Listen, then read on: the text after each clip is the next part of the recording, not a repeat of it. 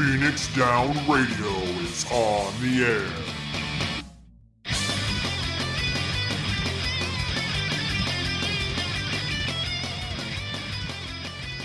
Welcome, everybody, to Phoenix Down Radio, episode number 97. What's going on tonight? I was getting a couple more characters. Their summon boards finished in Defu. You're working hard on that, aren't you? Oh, yeah. I pulled Onion Knight CX. It's great. Oh, nice. I mean, it's kind of cool. Yeah, I've but had it's that great. one for a while. It's a good one. Mm-hmm. He's really good in the current event. He's like way underrated. Yeah. Other than that, I've thinking about getting my crafters, the last of them, to 70 since I finished my combat job. So last week, I want to say. Okay. And then I got my Aetherite earring like almost immediately after. So great timing there. Woo! Huzzah!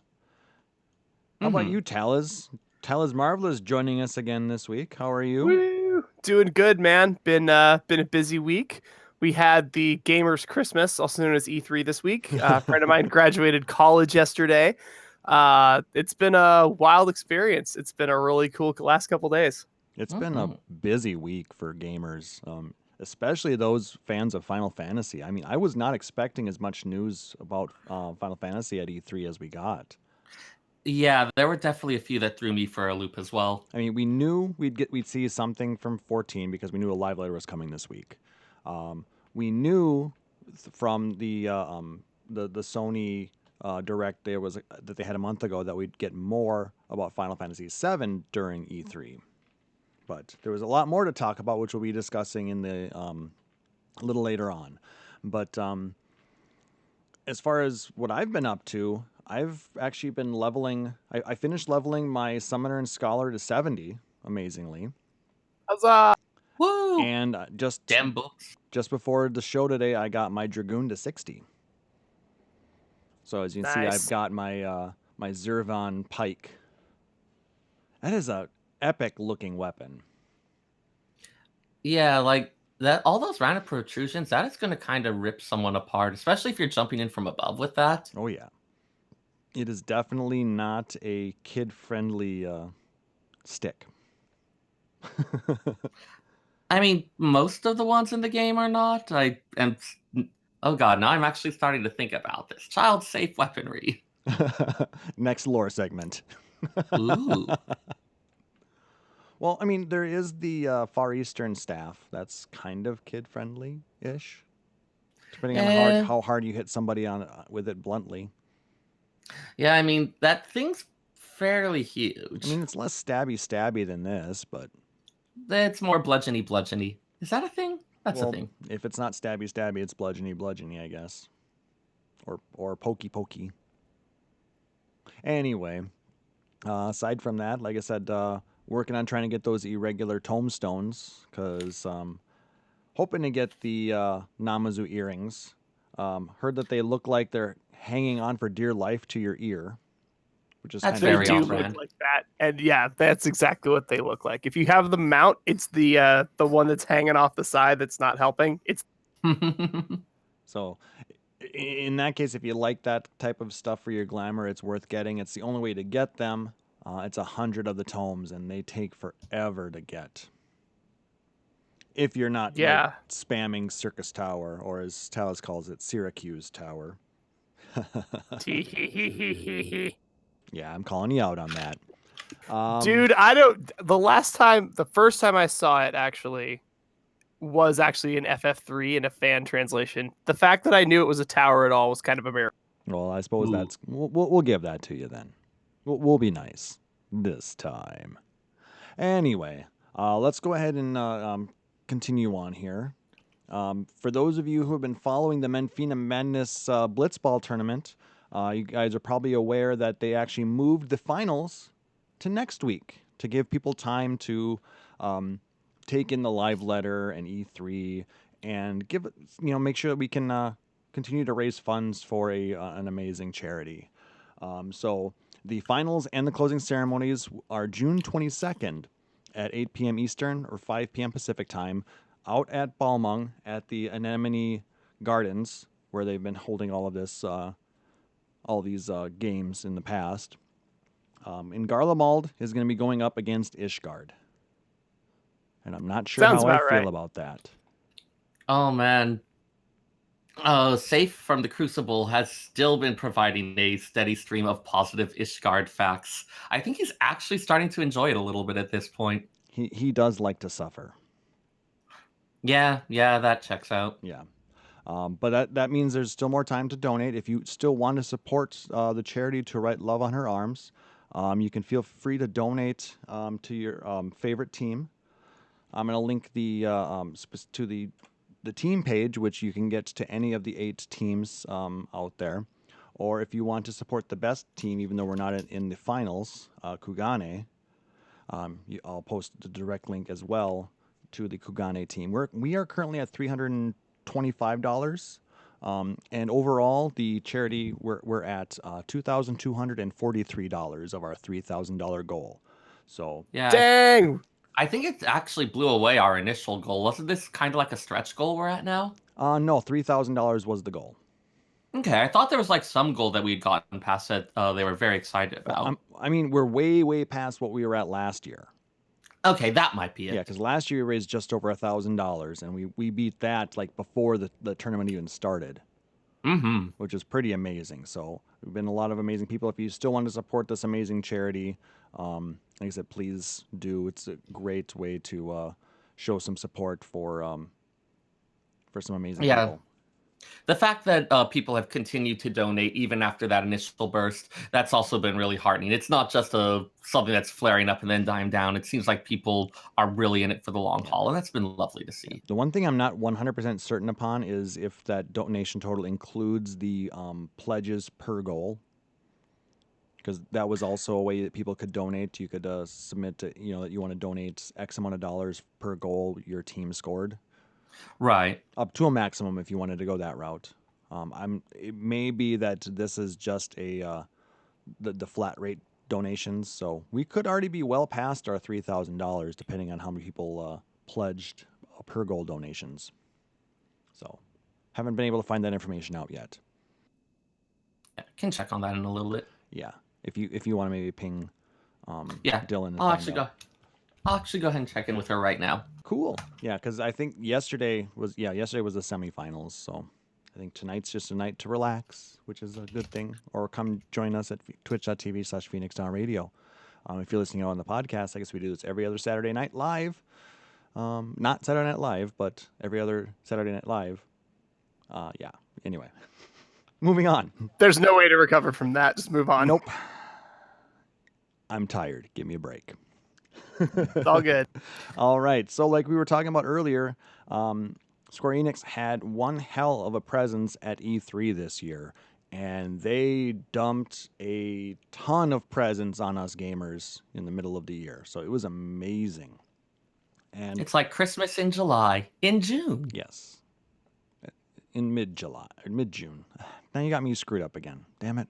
Woo! That's what I do. All right. There was a lot of Final Fantasy news coming out of this. I wasn't expecting nearly the news we got. But let's start with the most obvious bit. Final Fantasy VII. We got a release date, which actually dropped at the concert before E3. They did a Final Fantasy VII themed concert on that Sunday. And during a shortened trailer, they said that it was launching March 3rd, 2020. It's about time we have a release date. I'm really excited that we finally have a goal that we're looking for as opposed to eventually. Yeah, I think a lot of people were starting to become skeptical about the whole thing. So having something a bit more definite in there has revitalized a lot of the interest. I don't know. I'm just happy that we're going to be getting it less than 5 years after it was announced. Hi, Final Fantasy Agito. How are you doing? Awkward. Yeah. 10 years later. They did confirm it is still going to be a multi-part game, and there is currently enough content for part 1 to fill 2 Blu-ray discs. That's just insane. That's a lot. That is a lot. If I remember correctly, from some old interviews when Final Fantasy VII first came out, they talked about they had to cut a lot of content in order to keep it within the size restraints that they had at the time. So 650 meg discs back in, what was that, 96, 97? Yeah, that's, dude, we have way better technology. yeah, That you can fit in much smaller spaces. well, these are the same Yup. size, but the discs are, but there's more on them. I mean, we're talking 25 to 50 gigs per disc, though.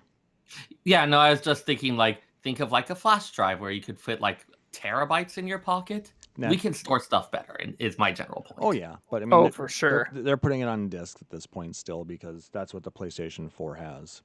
Because can you imagine having to download that from the store? I mean, it's going to be available that way, but I don't want to download, 75 gigs of data from Square Enix or Sony.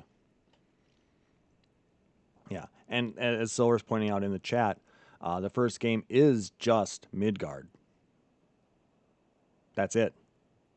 That's wild And to think, because like you're out of Midgard in speed runs for 7, you're out of Midgard in minutes. And the fact that we have double Blu-ray disc worth of content, Yeah. what all did they add? That's going to be crazy. Yeah. Well, from what I understand, they're fleshing out the stories of Jesse, Wiggs, and Wedge and Biggs. Ugh, Wiggs and Wedge. There we I'm go. okay with that.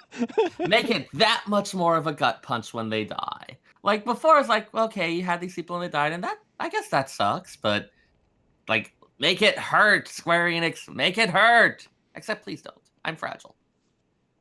I mean, they even showed Sephiroth. That surprised me. Yeah, because he didn't make an appearance in the first bit. Yeah, because like in the original game, we don't actually really learn anything about him until you've left Midgard and you get to Calm, I want to say. Well, we've heard mentions about it, but that's about it. I mean, he wasn't actually fleshed out, but it also sounds like there's going to be some more stuff with kind of some of the, they're not quite fully manifested, but some spirits involving Genova. We see that one cutscene where Aerith is reaching out for Cloud, and there's this kind of cloud that spins around them. Yeah, I know in like a lot of the original plans for the game, Genova had a bit more of an active like it was a bit more obvious that there was stuff going on with Genova, and that was something that they ended up toning down for various reasons. Yep. So I think a lot of that is going to be included in this as well. I wonder if they're going to expand on the whole honeybee inn scene. Oh, yeah. I'm just going to go ahead and quote my friend Spender, who I think had the best take on what needs to happen there. I think the only real correct play for Square Enix is to outsource the entire Wall Market area to an LGBT game development studio and just put a big disclaimer on screen when you enter the area. That's like, whatever happens from here on out is not our fault. We'll see you after Don Corneo. Peace. I would super play that. That sounds funny as hell. Yeah, like anything else, I'm pretty sure one thing or another is going to blow up. And that one at least is kind of funny. Well, like I said, I hope that they don't skirt around it. I hope they just, a lot of people really like that part of the game. And Understandable. I mean, it was very, very brave, in a time that was less forgiving than now, so. It also feels like people might be a little more okay with it at this point. I mean, people like RuPaul's Drag Race, right? True. So, like I said, I hope it's done and done well. And at this point, in interviews, they had expressed that they're still actually unsure how many parts there are going to be to this game. Yeah, because at this point, like, it's pretty clear that it's not just a, hey, we're redoing all, like, it is a, like, full-on remake. Like, redoing the entire thing, not just retelling these couple bits. Yeah, but they're not just going to retell it or do what they did with, like, 4 or 6, where they're just like, we tuned up a couple of things, we fixed, magic resistance in 6 kind of thing. Yeah, and then they just let it go. No, they're remaking the entire thing. Yeah, this is way more than a remaster. Yeah. It's being speculated that it's going to be 3. 3 probably feels like the best number. For storytelling reasons, there's a lot of reasons that we usually end up with 3s. And I mean, the original game came on 3 discs. So it does kind of make sense. So we'll see. I really hope they do that just for that sort of alliteration. Like, hey, it came on 3 discs before. It's also on 3 discs now. But disc 3 isn't just a boss Or fight. There's 3 actually stuff. versions, or 3 Oh, yeah, that's true. iterations. 3 chapters. Yeah. Yeah. Because, I mean, they're already Definitely, on 2 discs. Oh, God. Yeah, good point. Yeah, definitely. I think they probably want to change up some of the pacing of various parts. Yeah. One of the coolest parts that they displayed was the actual gameplay. It's a mix Yeah. of real-time action and a time-stop ATB system. So it's not just like Final Fantasy 15, but from what I'm noticing, it blends in some of the best parts of the current Final Fantasy games. Like we get the real action of 15. There's a stagger system similar to Final Fantasy 13. Switching party members back and forth very easily. So I mean, it's almost very seamless.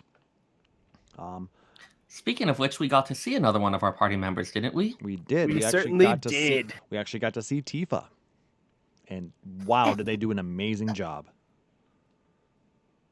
I liked it. I know some people were maybe a little bit not happy, but I liked it. I thought it was great. What do you guys think? I liked Tifa's weapon trails on her fists and on her feet. I was actually really interested in Barrett being voiced instead of being text. So now all of his cursing can actually happen as opposed to it just being at pound exclamation point, Yes. close parenthesis like it used to be. Yeah, Yeah. I think it would have been funny if they put in some funny bleeps as well as an option. To like the chocobo quet as the bleep sound effect. Or a Moogle, or just like a or just weird random sound clips. I don't know. I feel like that feels like it would just be a huge tone shattering thing. I don't Agreed, know. but I think it would could be fit the hilarious, tone, though. but it would be a good time for a what the honk. Hmm.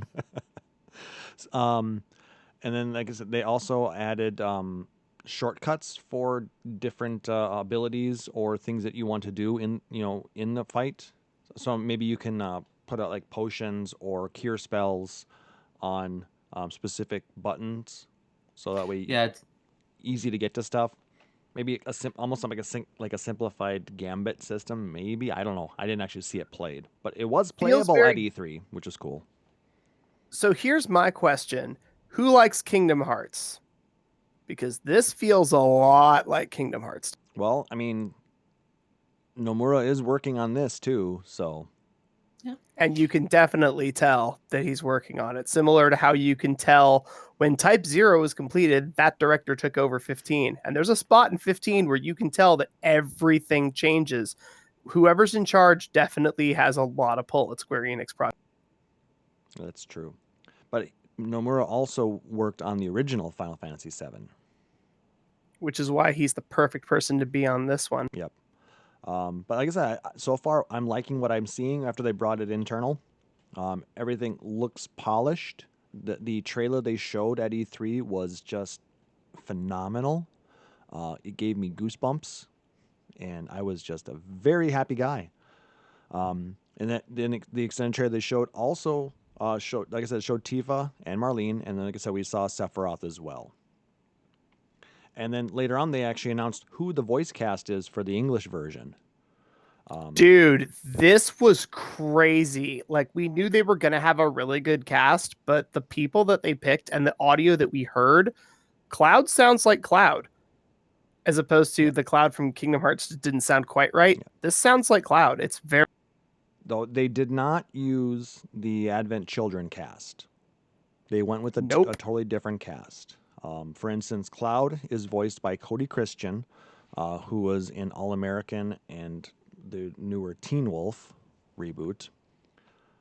Barrett is voiced by John Eric Bentley, who was in Transformers: Revenge of the Fallen and the Independence Day Resurgence. Aerith, voiced by Brianna White. She was in like Criminal Minds Beyond Borders and Occupants. Tifa, voiced by Britt Baron, who was in Glow. I believe that's the one on Netflix. That sounds right. Yep.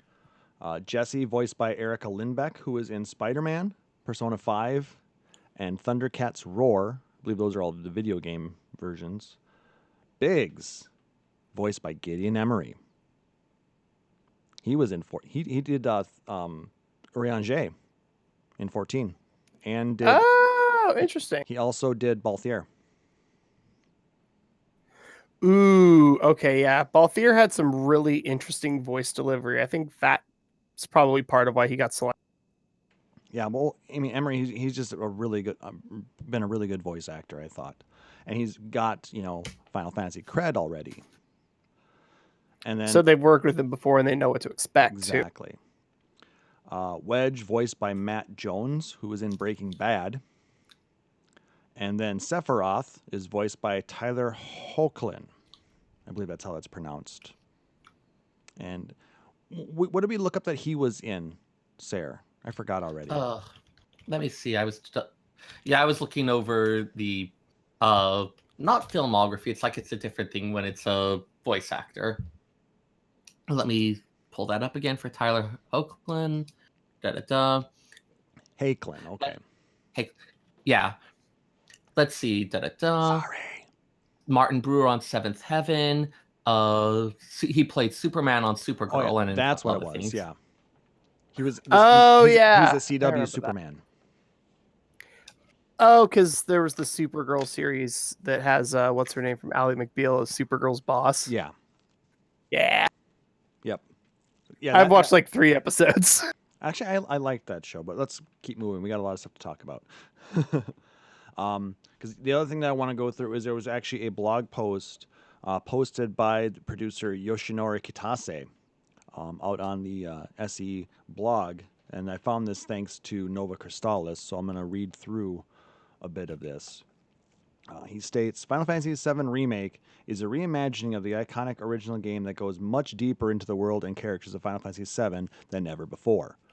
Our goal with this project is to rebuild Final Fantasy VII for a new era. We're not making a straight one-to-one copy or a simple remaster of the original game. It's a huge volume of work and data to reimagine this world. Each game in the project will have a volume of content comparable to a standalone Final Fantasy. This disc version of the first game is actually a 2 Blu-ray disc set. This approach allows us to remake the original without having to scale back on everything players loved. So, I mean, and it goes on and on. I don't want to read the entire thing, but I will link it to you guys if you want to go ahead and read it.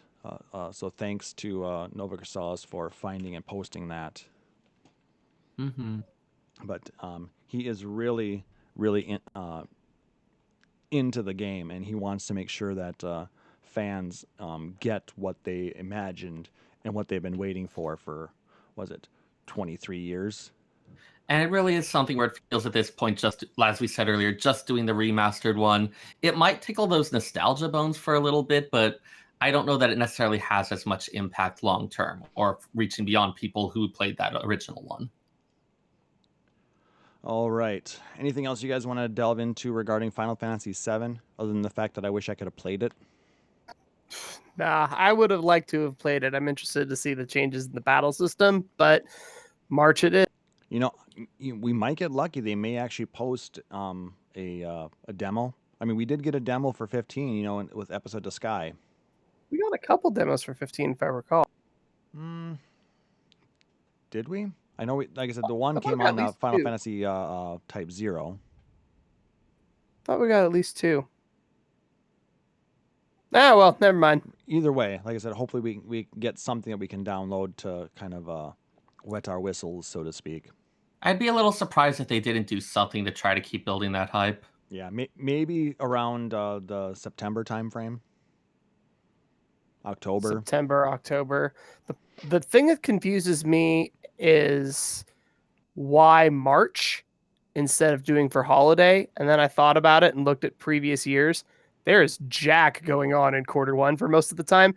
So yeah, why not throw out something that you're not going to have any competition and you're throwing out Final Fantasy VII? It's actually the end of their fiscal year.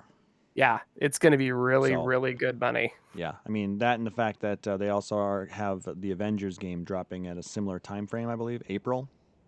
Is that when that one goes out? When did I write that? I honestly saw that there was an Avengers related thing and literally just tuned out until it was back to Final Fantasy. May 15th. So they're going to end the year strong with 7, and they're going to start the new year strong with the Avengers game. So, I mean, that's why they're spacing it that way. I suppose realistic they could have flip-flopped them, but I think they'd have a lot more angry Final Fantasy fans. Agreed.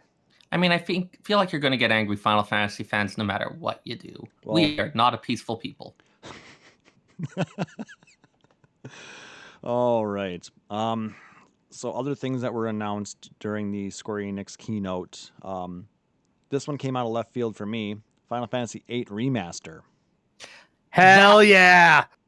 Yeah, given all the rumors and claims I'd heard that there had been some issue with the actual original assets, that stuff hadn't been archived properly, I don't know if those weren't true or if it's just that they were, but they did manage to finally get something. But definitely was not expecting that one. And not only just, really announced, but it's coming out this year, guys. Oh man, like that scene where Rinoa's telling Squall, "You're the best looking guy here." Oh it my might God, actually be true that time. The memes that have existed for that for so long. Oh, it's the best. Yeah, I remember I went back and I was watching gameplay videos because I was looking at stuff about the animations comparing to other things. And I was like, this is really hard to watch. The graphics are really dated. And I went and watched the new footage of gameplay. It's like, no, that actually looks reasonable. I don't feel kind of cringy watching this anymore. It looks nice. I mean, they've got enough ports available. Maybe they were able to break those down and improve the anti-aliasing on them, apply it, into a newer engine and just get it to work a little bit smoother. Plus, I mean, you are making so many words, Klauss. I'm going to pretend that I know what you're talking about. We also have to look at how much they're doing with 7. Like at this point, they know they can build a game from scratch. So if we can save any assets out of a reverse engineered PC copy of Final Fantasy VIII, sure, why not? Reutilize those, rebuild the rest. I mean, that's how they had to do it for a few of their other games as well. So, unfortunately, Square Enix has not had the greatest luck in saving assets from old games. That's a bit of a problem there, yeah. We've heard the same type of thing for 9.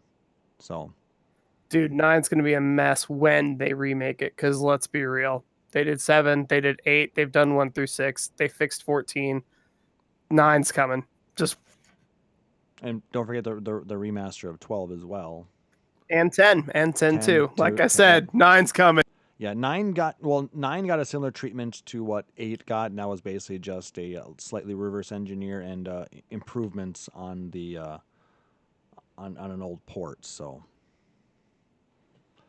yeah, but I want like we're getting for 7, not exactly, but like I want a rebuild of the game to see what's possible, because 8 is a lot of fun to speed run, and there's a lot of stuff that was broken in that game. I'd like to see what that game is like if it was actually designed correct. Yeah. So I feel like we're kind of at a point where they've got a big enough library that they could just periodically take this one and be like, hey, here's this familiar old story. We are going to re-examine it, take it apart. Like, you could do that on a long enough cycle at this point, I think. I don't know if 9 would fit in the type of gameplay that they've been putting out with the newer Final Fantasies, though. That's when they may actually want to revisit an older ATB style gameplay again. Or something else entirely. Yeah, maybe. But I mean, the real-time gameplay I don't think is going to fit quite as well in that type of setting.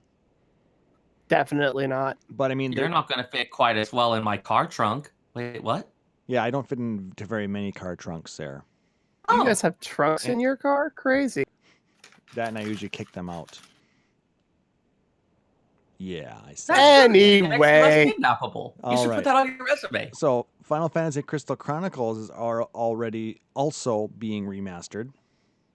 It's coming out for PS4, Switch, and mobile this winter. I'm getting on PS4. Anybody want to join me? Just let me know, and we'll have a good time. I call dibs on carry. I only know every time Rail. Crystal Chronicles comes up. So, no, go ahead. Yeah.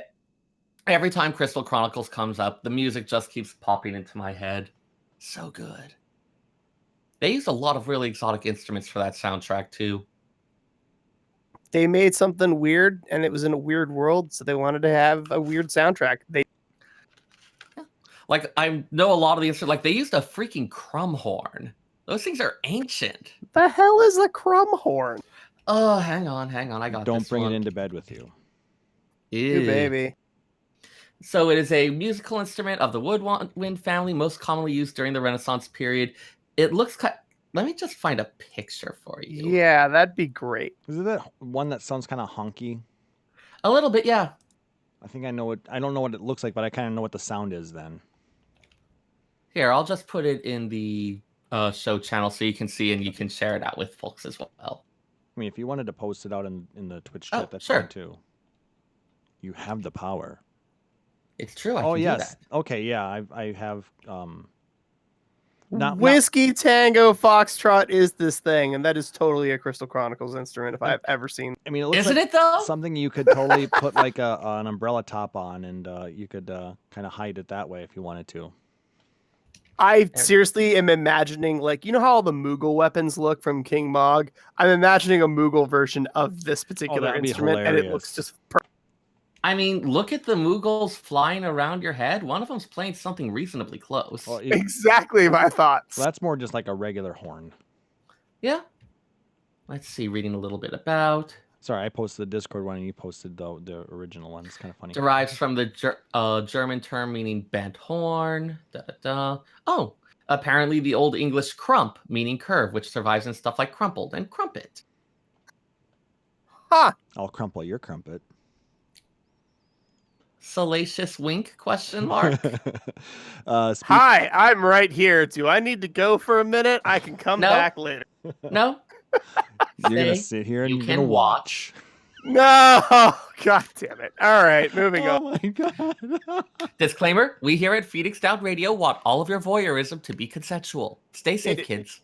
We are 38 minutes into the show before we went off the rails. Good job, guys. It's like twice as long as last. Woo! I'm proud. All right, continuing on. Not actually Final Fantasy, but very, very close. Octopath Traveler is now available on PC and Steam. It's Play it, basically you a Final fuckers. Fantasy. It's amazing. Seriously though, like if you don't have a Switch, this is how you're playing Octopath. It's an incredibly good game, and it's one of those things that you have to be like, oh, you should play it. It's on Switch, and then people look at you and go, and what else do I play? Mario Kart 8? And you're like, oh crap. All right, good point. Battle there's Chef Smash. Brigade. Or there's Right, but now you can come in and go, hey, it's on PC, and everybody goes, oh, sweet. I will definitely spend $40 for 50 hours of gameplay in this particular game. No problem, because it's so well done. It also has some replayability, doesn't it? It does. Mm-hmm. Tressa is best girl. Agreed. I mean, it's one I'm actually contemplating. Another one that's coming out based in the Final Fantasy Brave Exvius world, War of the Visions. This is a tactics style game, similar to the game Alchemist's Code, which is another one of Gumi's games. This one's coming out just for mobile, though. But for those of you who played Final Fantasy Brave Exvius out on Android or iOS, the gacha version of it it was a fun game. It had me enthralled for a while, but they got a little bit too greedy with their gacha on my end, and don't really do much with it anymore. But I like the world, I like the lore they're building, and I'm interested to see how it works. Yeah, I pretty much have just been getting random login bonuses for a while. I'm thinking of removing Brave Exvius soon, which is a pity because maybe I should go back and actually catch up with the story, because it did seem like they had this really interesting original story, setting, lots of stuff developed around it. Although you could get characters for your team from other Final Fantasy games, they had a lot of other world original ones. Oh, I mean, a lot of original characters in that game. Mm-hmm. So it's definitely something where it seems like there's an interesting setting here, but a lot of the gacha based stuff was starting to become a problem. So it's a little more tempting to look at this alternate version of it. Yep. So I'm assuming this is going to be a game that'll have a price to pay to play it. Probably around the $10 Oh, for mark. sure. Well, because I mean, I know, as you said, gameplay-wise, it's supposed to be fairly similar. Well, I don't know if it's similar to, but Gumi does run the Alchemist Code, which is also in that tactic style, and I believe does have some gotcha elements. I don't know the details. It's actually one I've meant to take a look at since a friend of mine plays. Like I said, it's one that I will look at if it doesn't have much gotcha involved. Otherwise, like I said, I have way too many games that I have to go through that are gotcha style, and I'm getting sick of them. Mm-hmm. I mean, even I just Defu never is got kind into of Defu is kind of getting me down too. I just never got into the gotcha style games. I don't really play anything on my phone, so I didn't really think about it.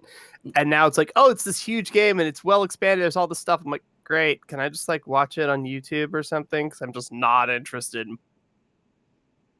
Yeah, Watching shit on YouTube, highly underrated and highly overrated. it's highly Agreed to rated. both. So I'm interested to see what more comes of that. They also announced the collection of mana for the Switch, which includes the Ooh. original Adventures of Mana, which many of us over in in the U.S. might remember as Final Fantasy Adventure. That is remember- correct. I I- remember playing that. Oh, I played the hell out of that on my Game Boy. It was I a really fun was- game. I was young enough to not really understand a lot of the strategic stuff too well, so I couldn't get anywhere on it. I feel like I do better now. It reminded me a lot of a Zelda game. Very much similar, top-down style. And that's, I think, why I really liked it, because it took, the Final Fantasy elements that I enjoyed and played like a Zelda game, which I really liked as well. So, crossed both of those. That was kind of where I was at the same, because you and I are about the same age, and it was like, ooh, it's like Zelda, but it's Final Fantasy instead, but it's definitely not the Final Fantasy on NES that I know and love. Yeah. It was something else, and then we determined, oh, it's something very different. I mean, though I always thought it was better than Final Fantasy Legend. Well, yeah, but like that's not super hard. I could throw a banana peel on top of your Game Boy, and it was a better game than Legend. Ooh, shots fired. And this is coming from somebody that likes Pokemon. Ouch. All right. Also includes Secret of Mana and the previously unreleased outside of Japan Trials of Mana, which is basically a remake of Seiken Densetsu 3. Yeah. All right. Hands up. Who totally learned about how to patch ROMs because of Seiken Densetsu 3? Anyone? I think only you raised your hand, Seyrr. Okay, there were totally other people playing it. People wouldn't be this excited over Seiken Densetsu 3 if they hadn't been playing it through an illicit ROM on their parents' computer. Cough, cough, looking at my copies of Final Fantasy 2 and 3. Phoenix Already does not endorse the use of illegal ROMs. Or the cool crime of piracy. Wait, what? Moving right along. By the way, I can never work at Nintendo again. So, anyway. And then, of course, the one that relates to all of us, the Final Fantasy XIV Shadowbringers launch trailer, which we watched before the podcast started tonight. And holy shit, did Solus ever really drop a bomb on us again. My understanding was like during the actual showing of the trailer, there was someone who shouted "holy shit" in the theater. Yep. That's Well, he great. said holy, and he stopped himself short because everybody could hear him. Right. And that was hilarious, by the way. Oh, my God. Oh, So God. There's to the a lot guy who to yelled unpack. holy at the at E3, way to go. We all heard you, and we all felt the same. You speak for us, random person. I say that Apparently- a lot lately. It's true. But wow, I mean, that trailer was something else. I thought it was well done.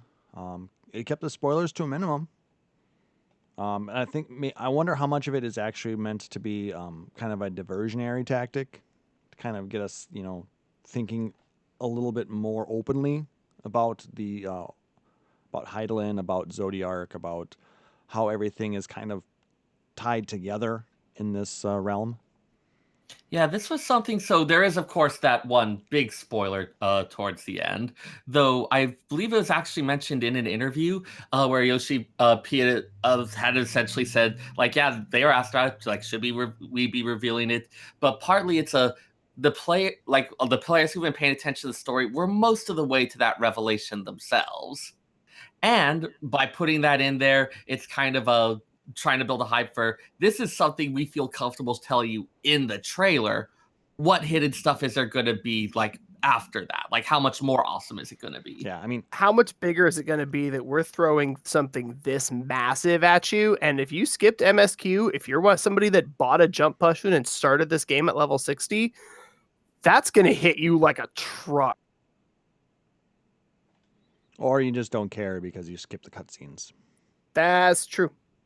The other bit with that is I'm betting this all actually happens pretty early on. And that there's a lot more beyond that, so. Oh, Yeah. likely. Whatever we see in the trailer, whatever they give us, like, I mean, even, okay, back to Final Fantasy VII.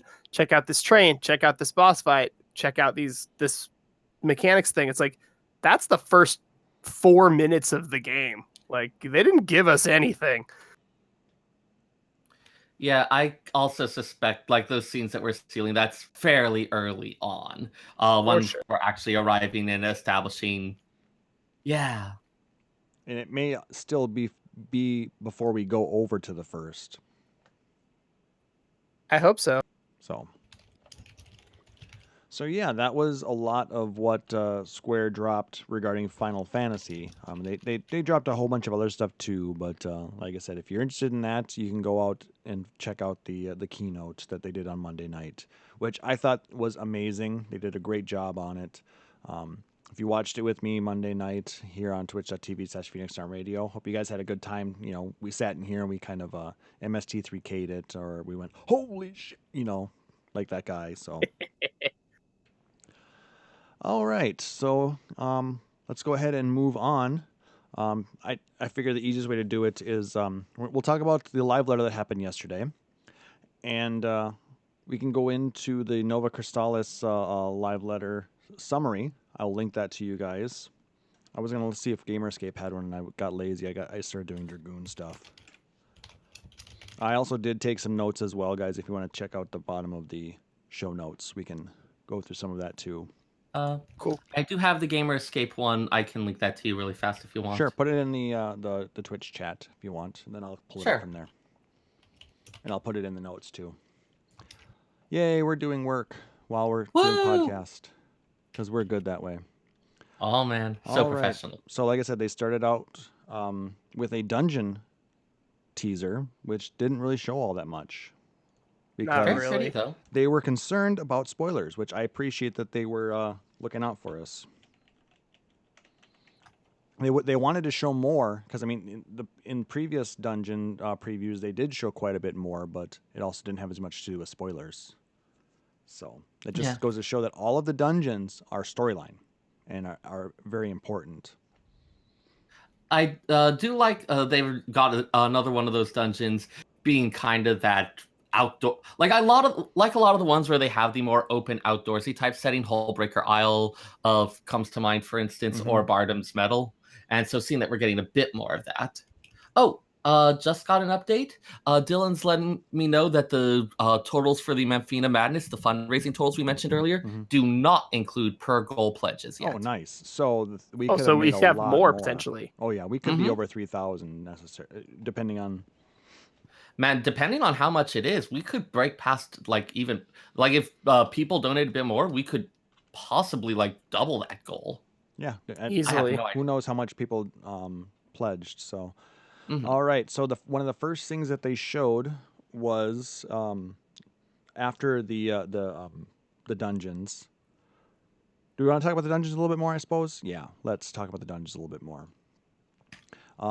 Yeah, there were actually, I was surprised at the number of outdoor ones. There was more than just a couple. There was like 3 or 4. And there was Don Meg. That's the one we know the name of. There was this barren one that had a whole bunch of kind of white, etheric kind of constructs that were changing and then turning into this white palatial area. That was trippy. That was trippy as hell. There was kind of a Feywood looking one. Which I think we saw some of the art for a couple of months ago, but we didn't get a lot of info. Yeah, the one with all the flowers, the very vibrant. No, that's greenery. Don Meg. Well, I'm talking about the more woodsy one. Not Feywood might be the wrong phrase for it. Yeah, I'm looking through the It was video one of the here early now. ones. Okay. It reminds me of the area that ends up being on fire that they Oh, show okay. in previous trailers. Right. Where yeah, like you do see plenty of trees, but then you can also see kind of that harsh whiteness beyond them. Yep. It feels very much like a refuge.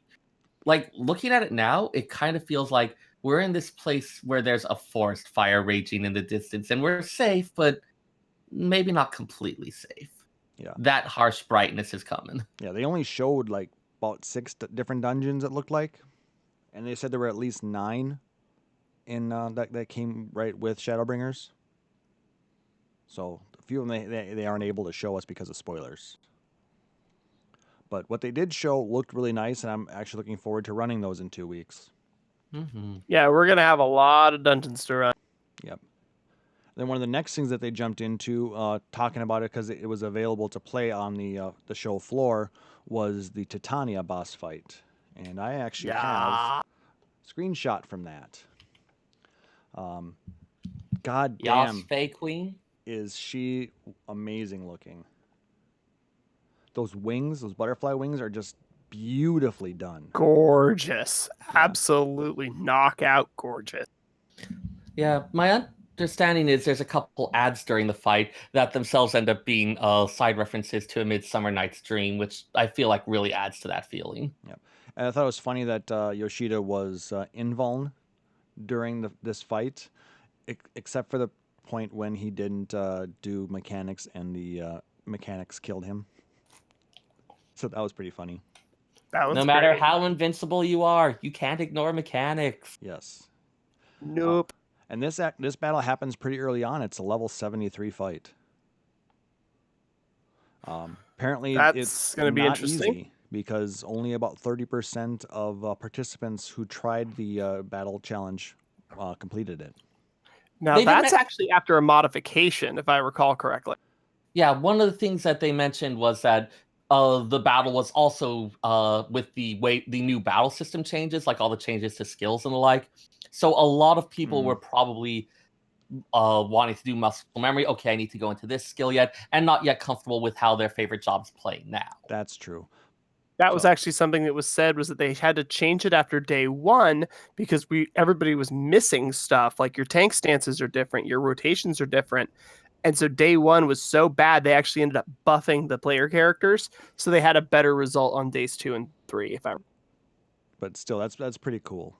So yeah, it might be worth it to take a little bit of time to practice your job before you go whole hog into the new stuff. Yeah, that's going to be something that's going to be really hard for some of the tryhard. Yeah, the Titania fight is called the Dancing Plague. So that's kind of an interesting and ominous name. That is a very creepy name, to be totally honest. Especially since the fight names usually refer to the location where it's happening more than anything else. So if you have a location that's referred to, that's... Sorry, I am falling back into deep thought again, but... All good, man. All good. Yeah. All right. Yeah. So then beyond that, then they showed a really interesting looking mount that is going to be pretty prevalent on the first. The camel looking chocobos, the Amaro. Oh gosh, yeah. Made jokes about how they were a camel bird.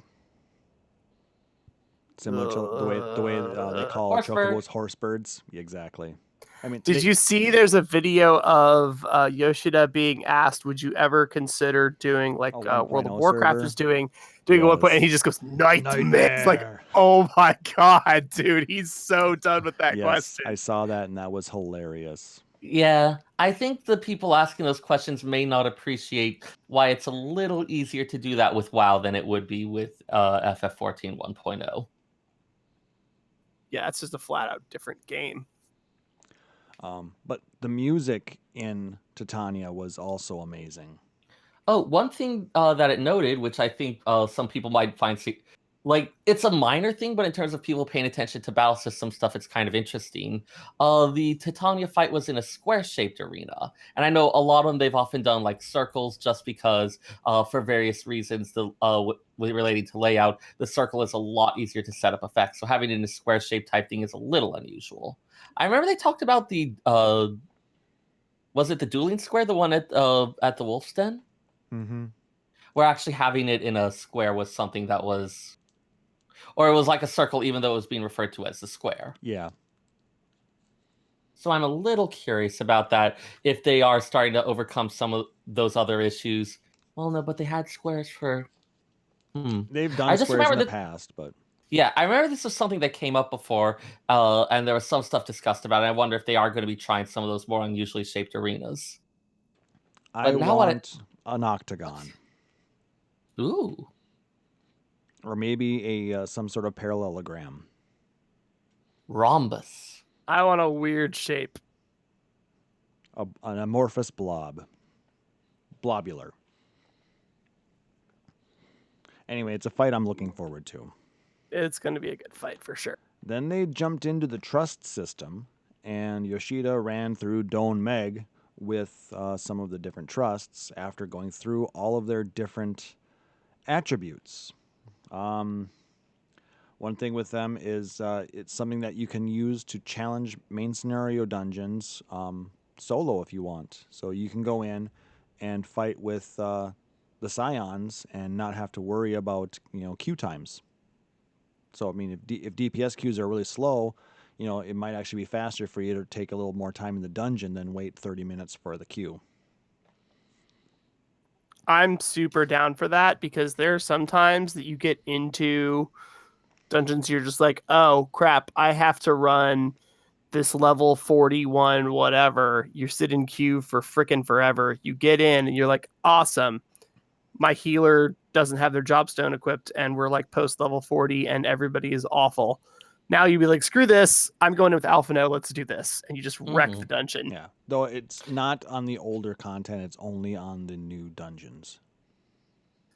Yeah, but I mean, Blue Mage is going to go up in level 2, and we get promotions from our grand companies, and it only goes to this right now. Yeah, I mean, they may... Dude, every mount's going to fly in 2 weeks. Like, stuff changes.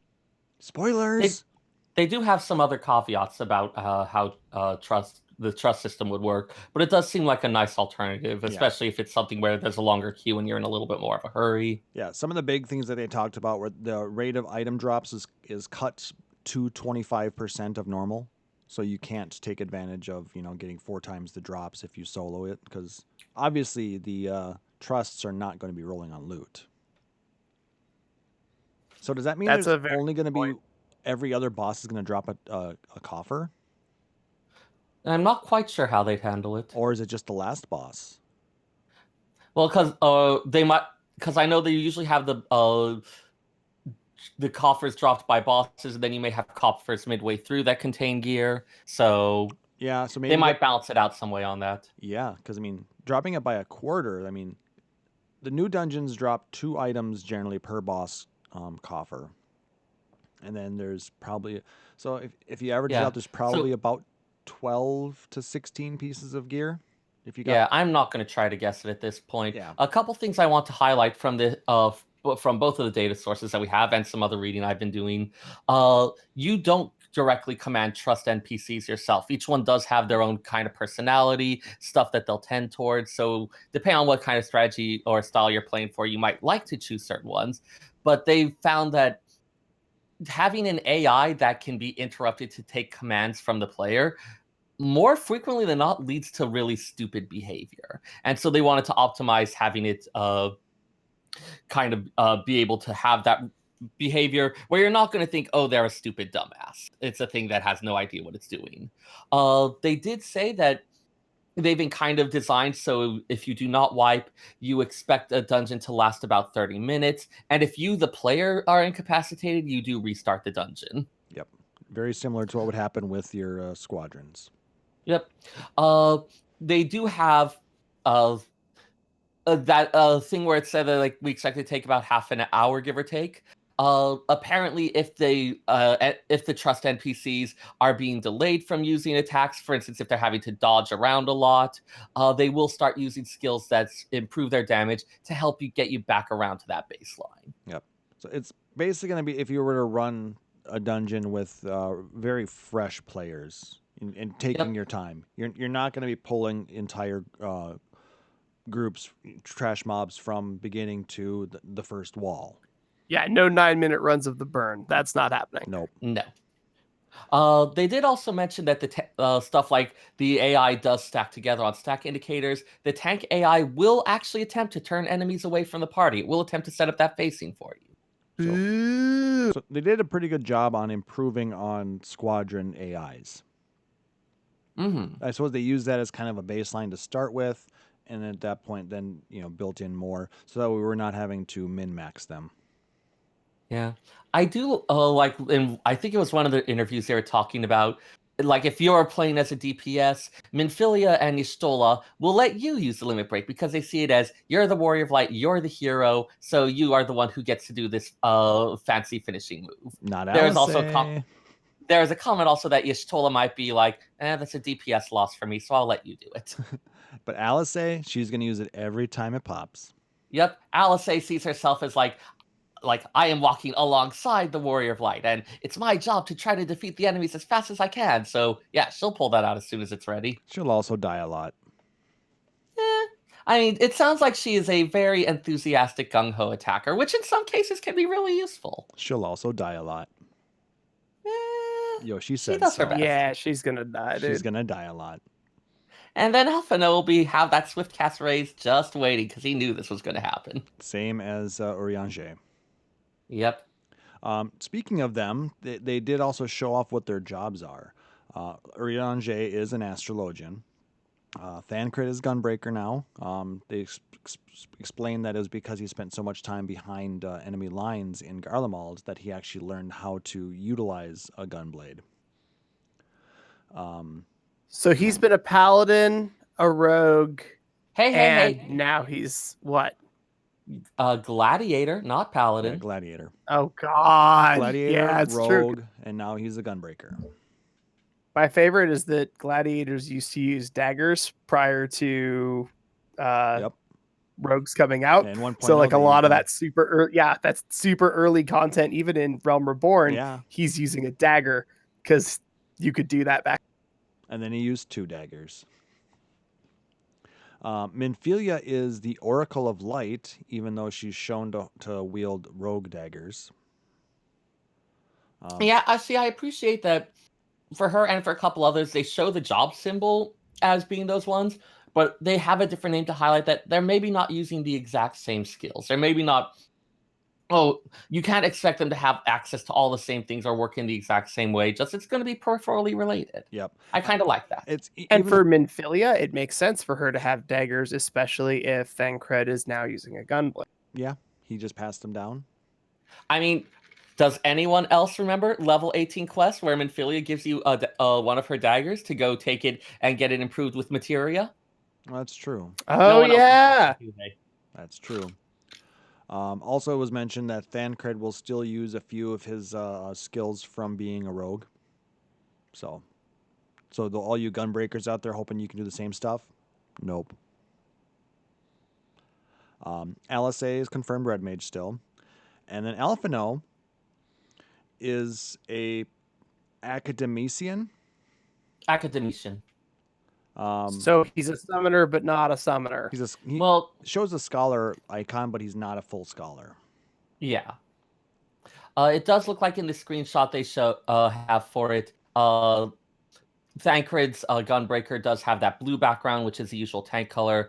Alphino's Academician is showing the green background, and it does have the scholar symbol. So something adjacent to scholar, but... Like I said, they just don't have the job stones. Yeah, the scholar job itself has been specifically based around using the tactics and skills of the military strategist scholars of Nim, and Alphino is not trained in that specifically. So it's something that's a similar discipline using similar ideas, but it's not the same thing. Yeah, I mean, because he is a arcanist, but he decided to kind of go towards the light side of the and the healing side of that. And speaking of all of that, the one that I actually didn't put into the notes for whatever reason, Ishtola is referred to as a witch. Well, they Yeah, didn't show her off. So cool. That's why I didn't have it in that bit of it. It was further down the list. But Ishtola is not necessarily a black mage, but she is called witch. And that's something that I think a couple people had been guessing, predicting. So it's kind of nice to see that confirmed. Yeah, I think I had heard that in a previous interview or article or something. But Well, don't they call her Matoya in one of the videos? They We did. were like, wait, what? And they will explain why in the game. Yeah, people have been speculating plenty on that, but I don't think we have enough for an actual answer. This might be one of those times where we get to please look forward to it. Yep, that's basically what he This said is too. please look forward to it for sure. Yeah. But no, the trust system looks nice, and like I said, if your queues are really bad one day, this is a great way to get into your dungeon and get it taken care of, so you're not sitting and waiting for 45 minutes. Then they went into crafter and gatherer adjustments. This was really, really crazy because, like, my roommate Bannon and I were discussing, like, aren't armor and blacksmith really similar in a lot of ways? And then it's like, alchemist, other than the books that they make and a couple of wands, pretty much everything they do is potions. Everything that culinarian does is consumable, with asterisk, all the other weird stuff like dyes, but like it's all consumable. And now we're seeing, oh, they're actually grouping that kind of thing together now. So do you think that culinarian and alchemist are going to be in that particular type of crafting group? Oh, for sure. For the consumables, absolutely. And then I'm seeing black mage blacksmith and armor. They go together pretty well. But then we have things like weaver that I kind of go, well, maybe you kind of link up with leather worker, sort of, but they not make entirely. The more movable armor pieces. The Exactly. lighter stuff. So it's kind of interesting to see that they're breaking it down a little bit. And I think a big part of that is that a lot of people just haven't bothered to level crafting because it's expensive, or they don't enjoy it, or they prefer raiding and they have enough money that they can just buy the stuff. And that's how the economy in the game works. So a lot of happy people to sell it to them. Yeah. Exactly, right? That's how that's how crafters and gatherers have giant houses with a bunch of cool stuff in it. But it's also going, hey, if you don't want to level this because it's not fun or not interesting, what if we changed it up and made it fun and interesting? As a new player, you're not going to notice a difference because you didn't know anything else. And as an older player, you've either leveled it up already because you're already interested, so the change isn't going to affect you as much. But if you're an older player that hasn't leveled it up, this change is exactly for that group of people, where they go, hey, you've got a legacy tattoo and you have lost your level 1 weapon as a miner, so you can't level it up without buying a new one. And you're a level 2 miner. Like, you should probably level this at some point. Let's make this easier. Hey, you're a level 1 leather worker. Let's make this a little bit easier for you. We promise Giva is less intimidating than she appears once you've gotten a few quests in. She's not. Is true. I mean, she's not, but you get used to it. It's like an abusive relationship. I love at the stay start in it long enough, and you start normalizing it. Well, if you start every job, and it's whether it's pugilist or blacksmith or whatever, when you start them, it's always, are you prepared to die? Are you prepared to see the void? Will you go the further distance? Are you strong enough to beat the world? You go to Weaver and it says, are you prepared to suffer? Every single cosplayer I have ever shown that screenshot to has lost their mind laughing. Every single one. People suffer for their art. Oh, do they suffer for their art? So I'm interested to see what changes we have, but at the same time, I'm kind of hoping that it doesn't change crafting so much that all the super established crafters that have really built the economies that we have kind of go, oh, this isn't interesting anymore because now the market crashes. Now all of a sudden we don't have that weird HQ right side piece from level 36 to 44. Like all of a sudden that gets really wonky if we lose those players. And I hope that this change doesn't remove them from our economy. I mean, any change is going to cause some disruptions to the economy. So, Well, I mean, just the adding the world visits has been a disruption to the economy. I may have gone on a world tour in order to buy some cheap desynthing items a week or so back. I have no idea what you're talking about, Seyrr. Absolutely not. Awesome.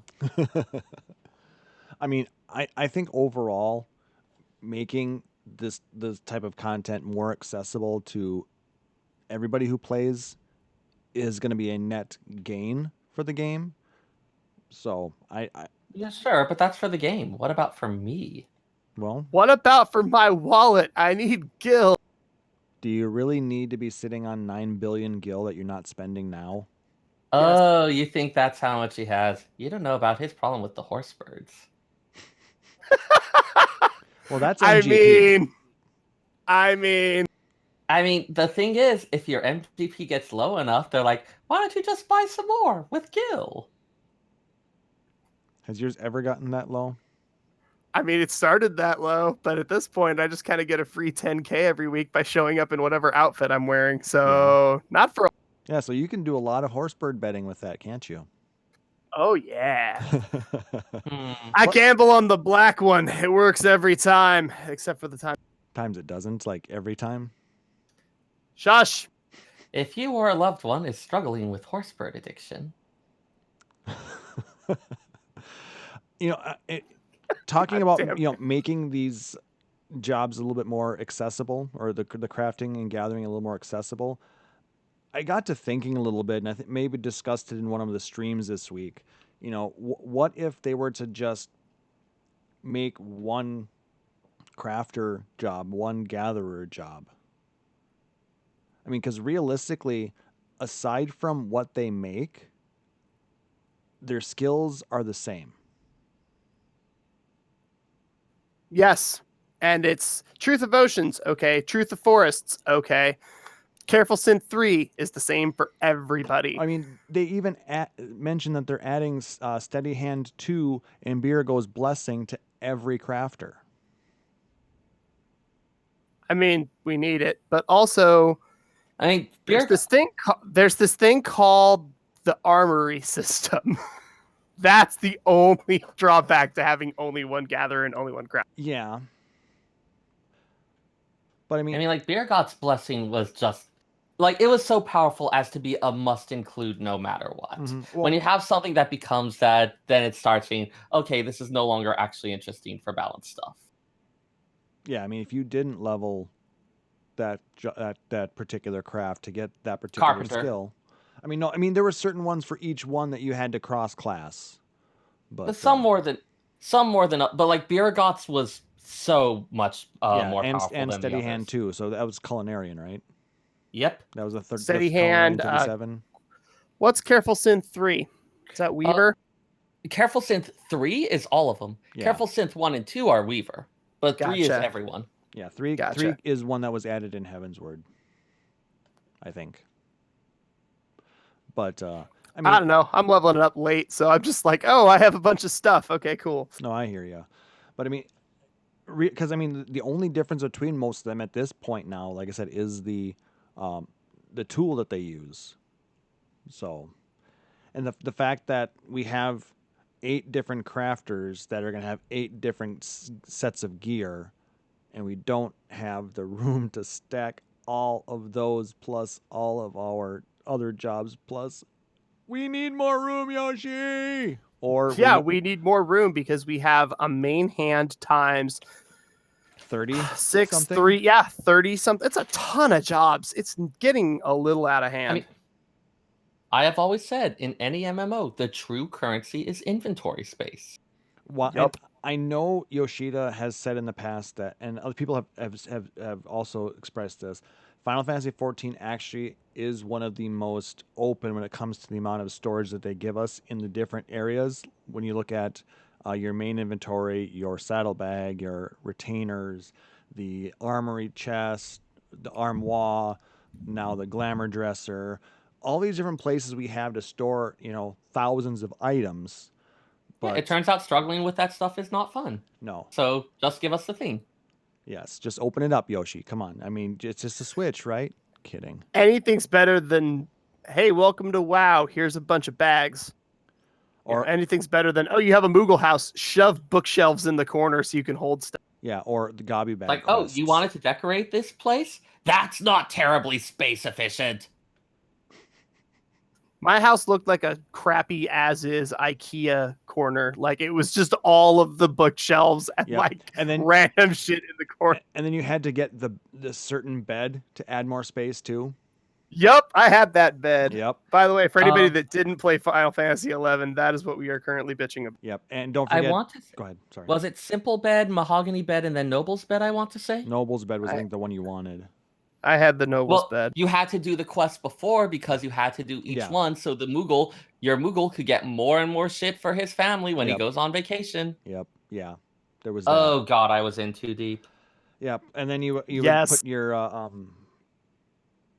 mannequins in there for double storage, basically, because you could put armor on them, and they would give more storage space.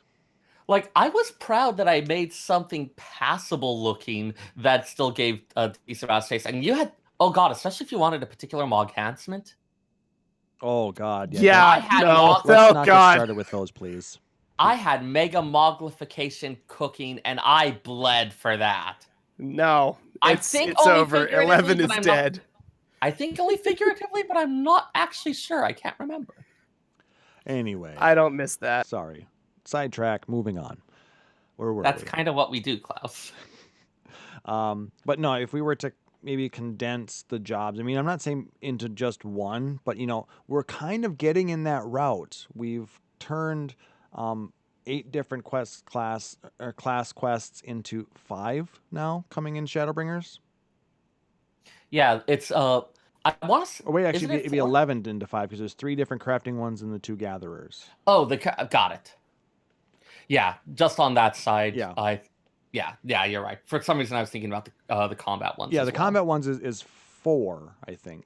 Correct. But we have 5 on the crafter and gatherer side, 3 for the crafters, 2 for the gatherers. So I mean, realistically, that's just showing that they're not that different. So maybe in 6.0 we're gonna see the armor smith and the blacksmith go to smith. If you try to actually collapse them down, then it starts being messy about someone who's leveled one, someone who's leveled the other, someone who's leveled both. Like, you have potential to be inequitable to one person or another. Yeah, I know. They have to think about that balance as well, but I mean, it's something that they maybe are thinking about.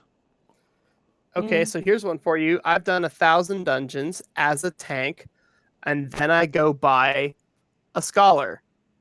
I now have a scholar and a summoner at 60. I have a tank at 60, and I've done 1,000 dungeons, and I'm now a mentor. I didn't level either of those classes, but I bought 1 jump potion. Now, if we start having that issue with something that somebody's earned, that's going to piss people off real. Yeah. Speaking of which, they are changing mentor certification, so we'll get to that in a little bit. Yeah. That's definitely a thing too. Are you guys having issues with Discord right now? Because of issues like you described. Oh yeah, I'm having a lot of little fish bully issues with myself and you too. All right, give me just 2 seconds. Oh, there, just popped back up to green now for me. So huzzah! Maybe it's better. Yay! If it gets worse again, I may change servers real quick. It shouldn't cause an issue, but just getting you guys a heads up. But yeah, so basically with what they announced, there's going to be, of course, new actions and traits coming in. But I'm wondering, are they going to condense some of the older ones? Now, this is for both crafters and gatherers. I would like that. Yeah, they mentioned for the crafter that like the brand of element ones are going to be consolidated into a single one. They're removing those elemental aspects. Yeah, I'm very happy about that. Those don't freaking do much anyway. I'm not worried. I'm assuming they're going to do the same thing for the ones for the crystal enhancements. Yeah, if you do. Yeah, if you do name of element and then brand of element, you get some pretty good progress boosts out of that. If you are Yeah. doing it for that specific element, but there are so No, few. with the name of element one, it doesn't actually matter what aspected element is. Brand of element on its own does that, but hang on. I don't think I've used that one I don't that either. much. I think I just do it the other way. I use like the you normal get ones. you like the initial one. I want to say is something like a 300% progress. Shit. All right, time to read some tooltips and figure that out. Yeah. Well, the thing is, there's just so many things, and my hotbar is just absolutely packed. I mean, because Yeah. Crafter and Gatherer, those are the ones that I actually use macros for. Yeah, I don't macro because I actually do enjoy like the puzzle aspects of it, but I usually have to open up the class action list to have access to a couple of them whenever I'm crafting high level stuff. I do the same thing, but I do have a macro for like, I need to make a whole bunch of level 67 collectibles. No, I'm just going to macro that. Yeah, But if it's like, hey, you need to make this level 70 HQ piece of gear. Okay, no, I want to do this bit by bit and make sure I get it.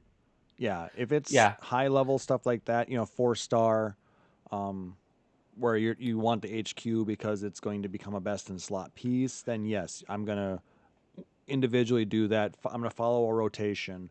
But when it comes to making my collectibles for my monthly turn-ins or my weekly turn-ins, then yeah, those are getting macroed.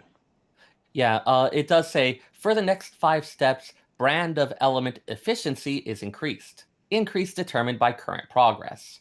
So yeah, it like that tooltip does not actually show like the insane progress efficiency boosts you get.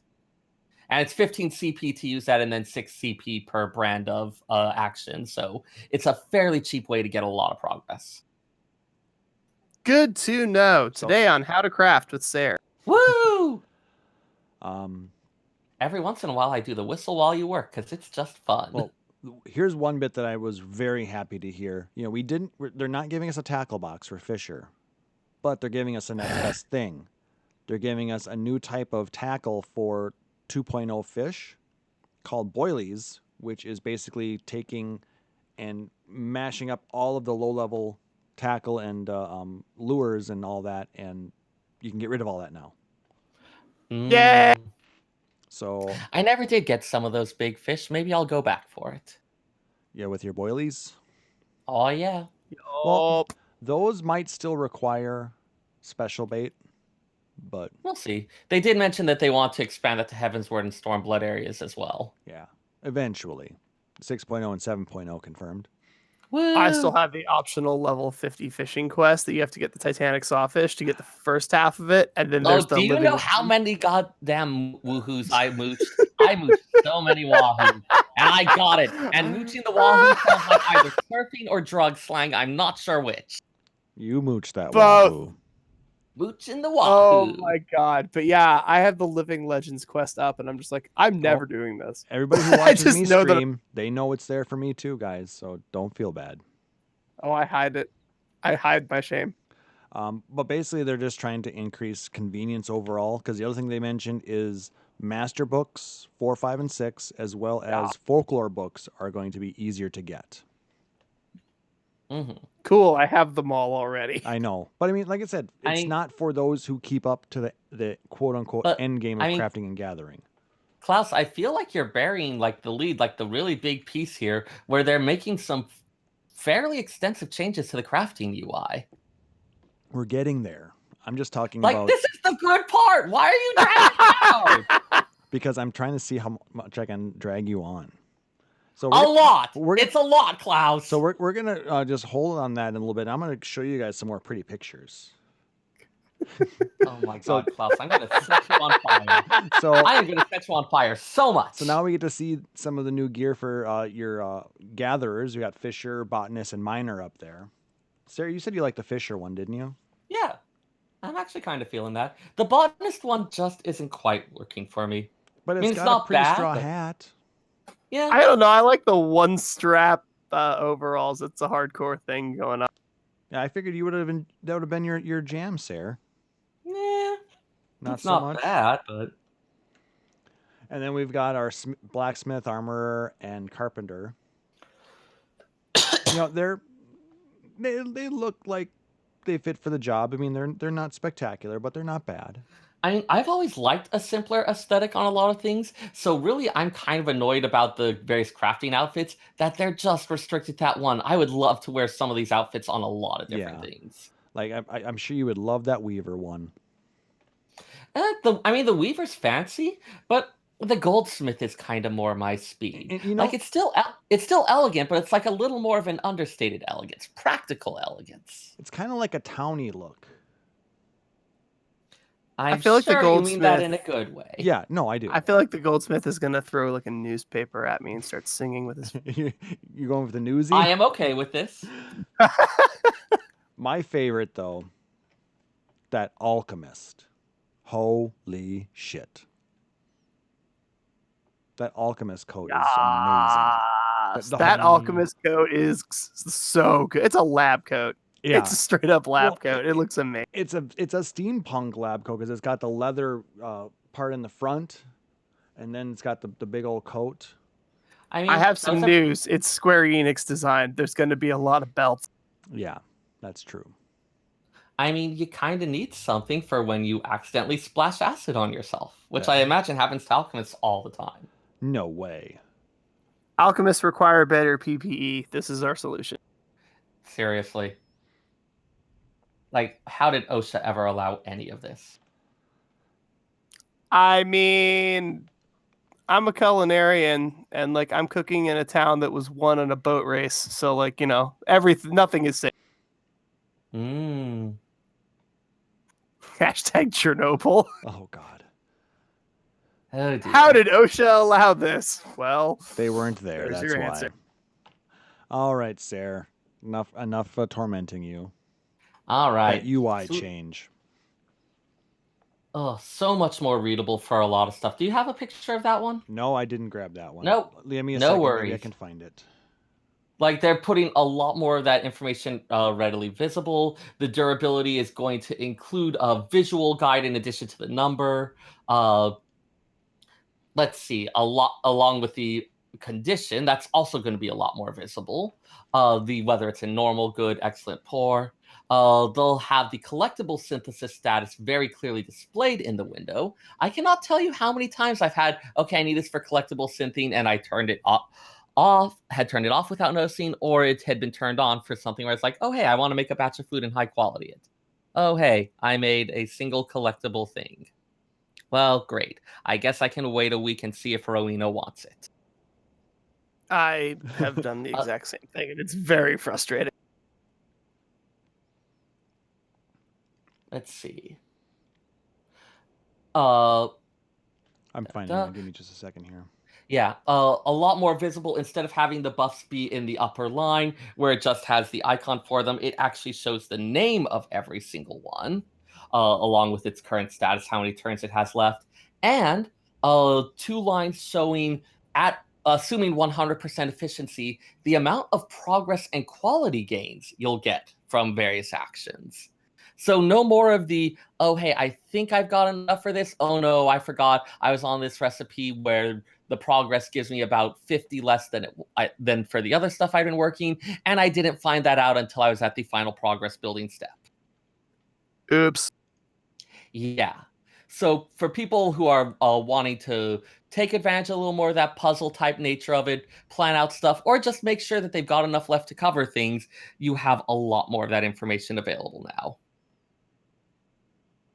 All right, and I think I found one here. Give me just a second to link it up.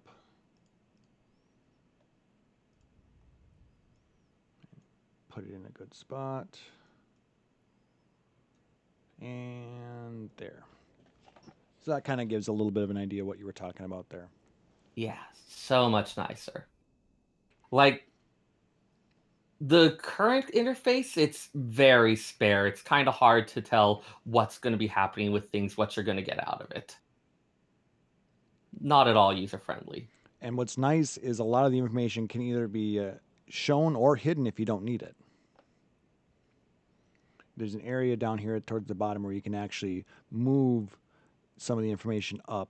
Now, I wonder, does that mean they're taking that information away from the bottom of the screen?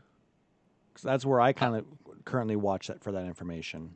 Like how many stacks I have, how much Steady hand I have left. How many What do you mean by the bottom of the screen? of the UI screen? Oh. Or no, when I say the bottom of the screen, in my buff bar. Yeah. I have no idea if they'd be taking it out of the buff bar. Or they're just adding another location to view it. Yeah. No idea, to be quite honest. Because I mean, if they pulled it from down here and moved it explicitly into the crafting window, I actually would not be happy with that. That's just my personal opinion. But what's nice is you've got the listing here. You know, if you know you're going to have so much efficiency increase if you run whatever skill, it gives you a easier way to see what your durability currently is, and what your condition is. They've improved all of that. It is much nicer. I am very pleased with it. Yep, it's nice. All right, we can get rid of that now. All right. Anything else you guys want to discuss regarding the crafter and gatherer adjustments? I'm good. The last I think that'll about do me for the moment. Last bit they did kind of talk about. They did a little bit of a troll on us.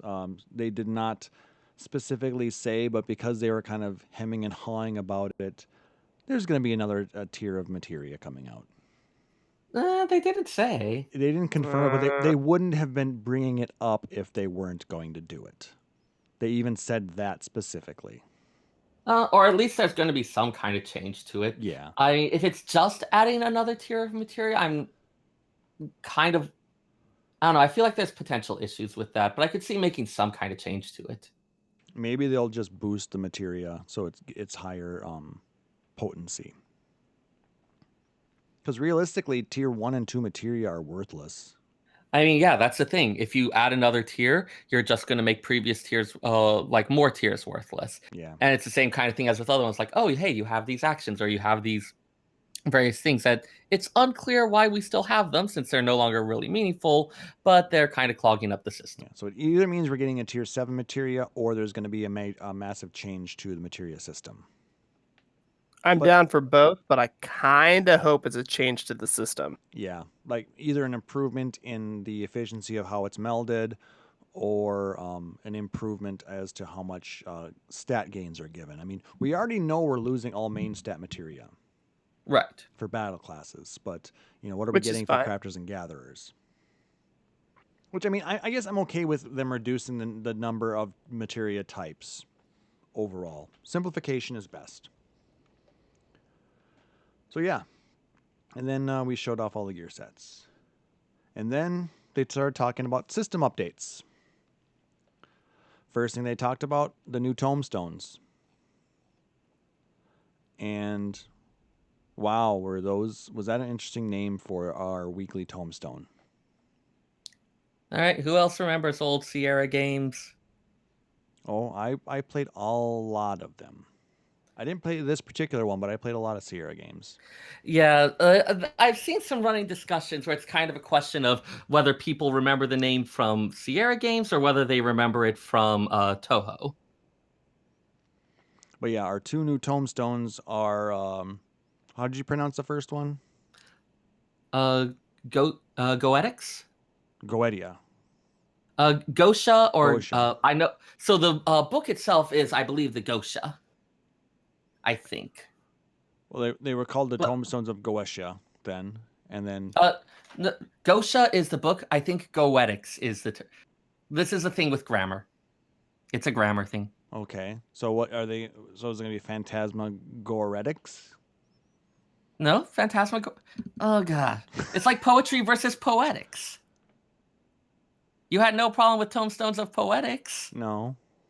There we go then.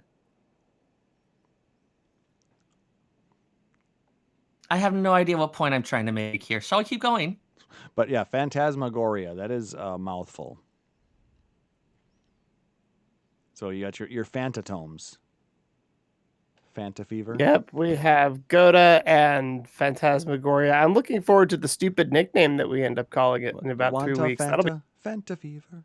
Yeah, I'm pretty sure the stupid nickname has already been landed on, and it's Fanta. I want. I'm want the super orange down for ones. that. I want the. I was orange gonna say I ones. want the icon to be orange really bad. It's dumb, but I want it. Or purple. I mean, I feel like that phrase applies to a lot of things. It's dumb, but I want it. Yeah, like White Crafter and Gatherer scripts. We want all those too. That's gonna be the new top tier ones, and red ones are gonna be going away, and yellow are going to be the everyday ones. Yeah, I think it's going to be moving to the same thing where you have one type for older stuff and then one type for the current content. Yep. And then you have the ability to buy the was it 100 for a token of because you still buy the blue crafter script token or something like that. Yeah. I have no idea what they're for, but they exist. It's for buying stuff that you used to buy with some of the blue script, so you still have a way to get it. For what? Glamour? People who are leveling. People who aren't. So people who are leveling maybe a little bit. The books. Some of the materials, like the material. But for the script tokens, that would be for the gear. Yeah, or the books. Yeah, which I mean, some of that equipment does actually look really good. I like the way it looks. Glamour is true endgame. Like I'd probably talking about the botanist outfits earlier. My personal preference, I'd probably stick to the Heavensward botanist. I like that kind of free, that really relaxed shirt look, like the style that Chloe wears. Mm-hmm. That's a good look. I think mine are still glamored with my retainers are glamored with that. Mm-hmm. Then they also said this one was actually a really nice one. We're getting 400 items in our glamour dresser, and we're getting 5 new plates. Still never enough, but it's an improvement. Yeah. I was kind of hoping for 20 plates, but I can make 15 work. But the fact that we're getting double the space in the glamour dresser is huge. I just put my 200th item in there earlier this week. I mean, it's still never enough, but it's an improvement. True. Then they went and showed off a new mount that they said is going to be difficult to get. The Iron Frog. It's like a wind-up frog, kind of. It has a Cardian base. Yeah, Cardians were definitely the first thing I was thinking of there. And to fly, it has a jetpack. I am a little more annoyed than I thought I would be by the fact that apparently every mount will be flying now. Why? I have a lot of questions about that. My immersion, Klauss. We're going now. We're going to a totally different world in a different dimension, where we're gonna make them pretty jewelry and delicious dishes, by which we will gain ultimate power. I get it, and yet somehow this is a bridge too far. Yet flying mounts is a bad thing. It's not a bad thing. It's just a bad thing. Shut up. I'll say this. When's the last time we used a mount that couldn't fly? I mean, that's fair. It's been a long time. How many people were using the ponies from Realm Reborn? Literally no one. Then all of a sudden they can fly, and I'm seeing the Titan and the Shiva ponies all over the place. Yeah. All of a sudden. Very cool. I'm glad that people are using them again. It doesn't make any damn sense to have the Ifrit pony underwater, but we have it. That's a thing that we can just do now. I kind of want to know how my Gubu is going to fly. Very carefully. You're willing it into flight. I feel like I shouldn't have that much power. I'm not sure if you're aware of this, but you have killed Primal. Yeah, and who have powers. Who thought that was a good idea? Yoshi P. Yes. I mean, it's like the whole thing in Pokemon where it's like, hi, I'm an 11-year-old child. I have captured one of the gods who created this universe. I use it for dogfighting. Use it for dogfighting. Now you can drop out of the 3rd grade. By the way, is your mother single? Here's an empty Pokedex. Go catch every Pokemon in the world. Who thought this was a good idea? The guy trying to mac on your mom. Huh. Dude, have you seen Kukui? That dude's shirtless the entire game and has a key to your house as soon as you move it. Just saying. I mean, I guess when you want to get your Game Freak on, you want to get your Game Freak on. God damn it. All right, moving on I before wanna we go be any... the very best. Oh, no. We're done. Please move on. They also showed the new mount for the Gunbreaker, which is a saber tooth,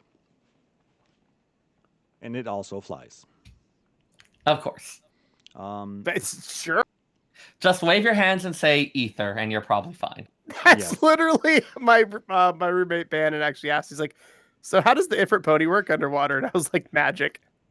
Like, that's literally just the answer for Ether. everything in this game. Magic. Ether, Alligans. Yeah, Alligans. The next bit that they showed off is furnishing preview. Now, oh my god, am I excited for this. We can now see what a furnishing looks like in our house before we go buy it. And Thank because God. it's not clear from the description, it's not that, oh, hey, you have furnishing and you can preview what it's going to look like. It's, here is a catalog of most of the furnishings available. Go Mhm. ahead, scroll through it. See what this would look like. You can't actually place it, but you can get a visual approximation. Yep. You can put it in different areas in your house. You can move it around. You can spin it. You can dye it. And That's see what it crazy. looks like. It's amazing. And I am so happy that they put that in the game. So Yeah, I can't tell you how many times it's been like, okay, go check the housing website. Okay, this one's inexpensive. Make a test version and see how it looks. Yep. So yeah, that is actually really yeah, exciting. because it sucked. You had to buy the item, and once you placed it in your house, it was no longer resellable, and then you didn't like it, and it was a whole. Oh, thing. this doesn't work. It's not dyeable, or the dye doesn't color the part of it that I wanted to, and now Right. I'm out 800,000. Exactly. Also, super exciting from the preview scene they're showing it. They're going to have a sandwich basket as a furnishing. and I think that's the thing we fruit should really be focusing and a on. fruit plate. Mm, So they're calling for a well balanced meal. exactly. They also then showed off a few really cool items, glamour wise. So we are going to show those. Like this item that they're showing on the screen right now is actually an item that was won one of the create an item contests. It's a fallen log that they've turned into a bench for the outside of the house. And I Yeah, thought that was kind of a definitely neat there's touch. support for many more types of aesthetics. Yep, it's cool because the preview actually works inside and outside the house, so you can preview lots of different things. This particular screenshot screamed Seyrr to me for some reason, because there's a poor guy sitting at his desk with his cash register, his glasses sitting on the table, and he's rubbing his eyes like, "Oh my God, what have I done?" And But I he has a immediately nice thought of you, basket of Seyrr. sandwiches. Yeah, you can bring up, but I immediately thought of you, Seyrr. It's not that I regret most of my decisions all of the time. I just kind of regret all of my decisions most of the time. And they made the joke about how you can do a dark roleplay story about a failing businessman. That's why I thought of you. Not that you're a failing businessman, but I don't know. It just You can say it, Klauss. You can say it. no. You're a librarian. You're not a failing businessman. Only because my patent for peanut butter and jellyfish sandwiches had some unpredictable and catastrophic consequences. And by unpredictable, I mean I was warned repeatedly. And this is Taliz's new glamour. Oh, I look- absolutely. You know, I look forward to seeing the Rogadin who somehow manages to mix that with a leopard print Speedo. Oh, you mean Brock? Yeah, that seems Yeah, likely. probably. Hi, Brock. Seriously, love though, ya.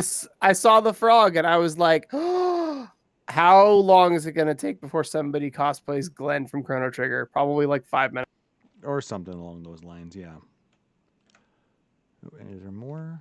And then they showed off these two. Also, the other thing I want to point out is the fabulous gift that Yoshi P has given to meme makers with these scenes where he's just holding up this very easily blankable sheet of paper. Oh yeah. Oh, yeah. No, this was on purpose. Yeah. And yeah, because people actually blanked it out and they created a meme template. Yep, it did not take long. But no, Hello, internet. these 2 minions I need in my life. I do too. That looks so cool. They are just adorbs.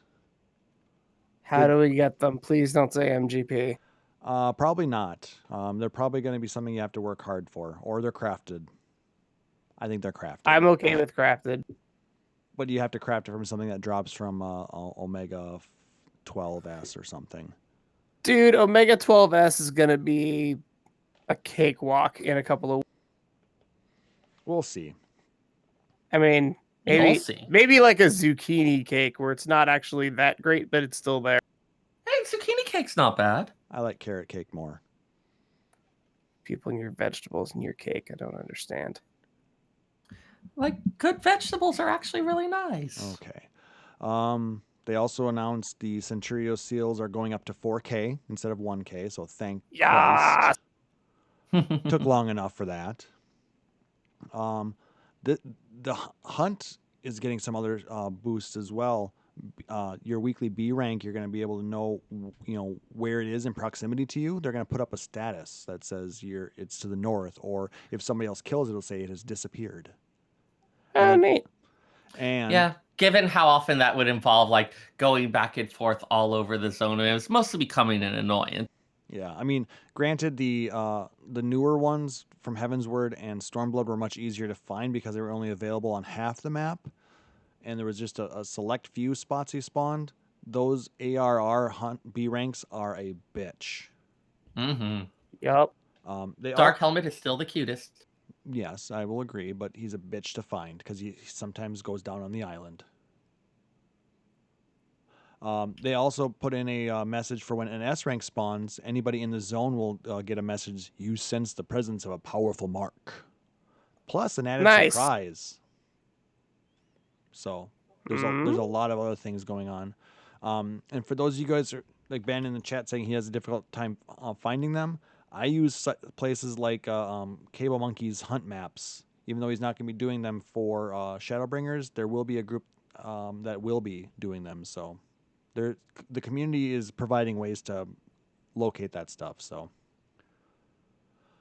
I doubt that that's going to spell the end of hunt trains, mainly because those focus on the A ranks, and then they go to the S ranks when the windows are open or somebody reports one coming up. So crazy stuff, but I think hunt trains are going to be a thing that's going to stick around for a while.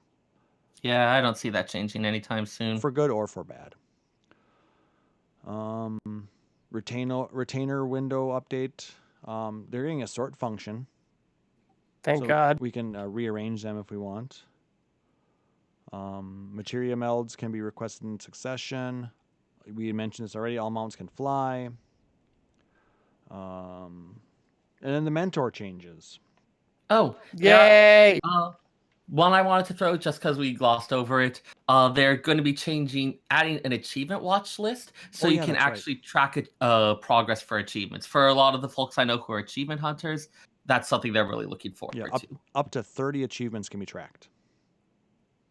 That'll be really nice. And they also did achievement filters where you can filter out unfinished ones, completed, ones that have an item reward, and those that have a title reward. Yeah. So mentor changes. I'm stoked. If you're currently a mentor, you're gonna maintain your mentor status through 5.1, I believe it is. But in 5.2, it's going to fully change to a new system where you will have to have a tank, healer, and DPS to 80 and complete the quests. And then do 1,000 dungeons and 300 comms. At least that does mean that even if you bust out a jump potion, you still have to go and complete all those various quests. Yes. Yep. So it means that, like I said, you have to have the tank quests, the healer quests, and one of the 2 DPS quests. It can be either the caster one or the physical DPS one. So still 3 jobs at 80. And then for the trade, it's a level 80 in any crafter, and a level 80 in any gatherer. And then 100 collectibles crafted, 300 gathered. So, just want you to get to 80. It's basically all the crafters and gatherers are gonna get their Disciple of War or Magic up to 80, then immediately jump on this because they're gonna have access to all the zones and try to keep their mentorship if they care. That being said, even if you lose it in 5.1, if you complete it, you can just get it back. I mean, like I said, you're not going to really lose it in 5.1. That's No. the transition patch. If you don't do it by 5.2, you will lose it. Oh, good point. Yeah. I think it's more of a, hey, yes, like people may have qualified for mentor status under this earlier version, but we want to make sure that you are actually keeping your knowledge and skills fresh and still actually being a mentor. Yep. And the nice thing about it is nobody's going to be able to use a jump potion to get to 80. Hey, about that whole server switch, because we're having Discord issues, Doing it again? nobody's going to be able to. Yeah. That was it. That was all we got. Oh, nobody is going to be able to jump potion to 80. No, thank God. I think 60 is a perfectly serviceable spot to jump to. All right, let me look at the server settings here real quick. Where is the... Because even if you buy the potion that lets you skip through Heaven's Word, it still means that you're playing through all of Stormblood and all of Shadowbringers. That's going to give you enough of a primer on how the world works and how stuff works in this game that you're not going to jump into a party and be completely lost but be at max level. All right, 2 seconds, guys. All right, can you hear me again? Yep. All right, I switched over to the West server, so maybe that'll be a little bit better for you guys. Possibly.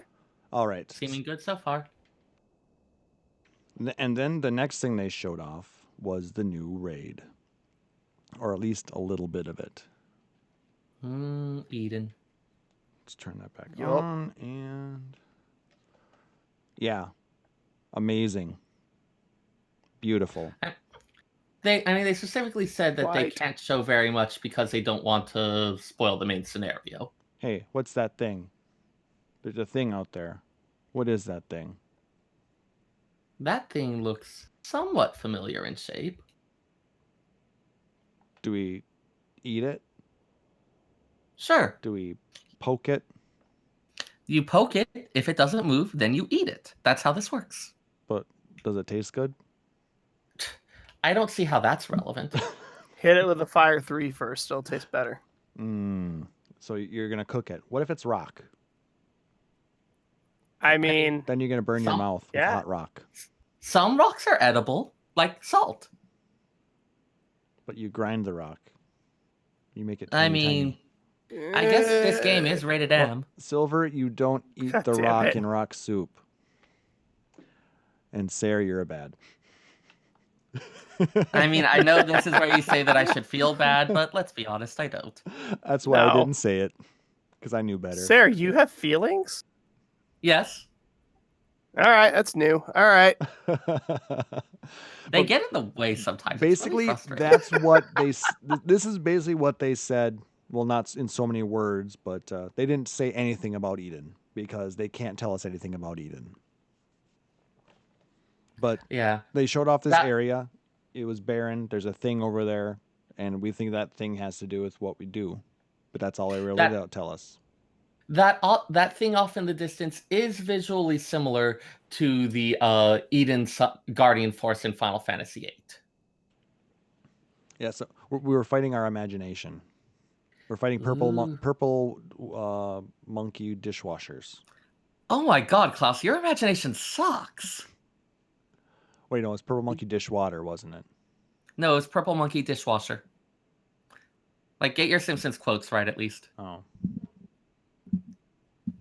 Whichever. Anyway, so it's very much up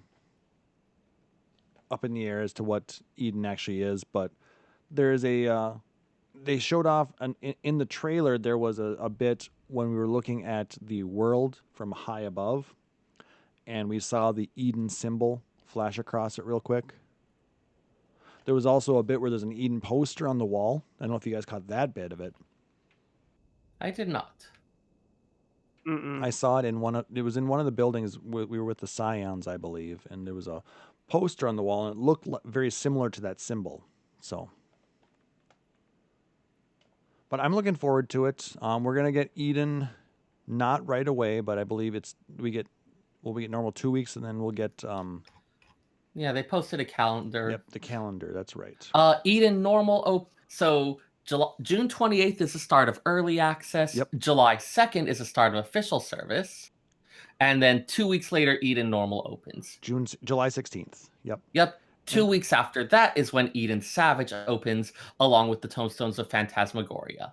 And a new map location. Treasure map area. We're going to be presumably finding treasure maps on the 1st, so it's not like they can be, oh, hey, let's just pop back over to Uznair for that.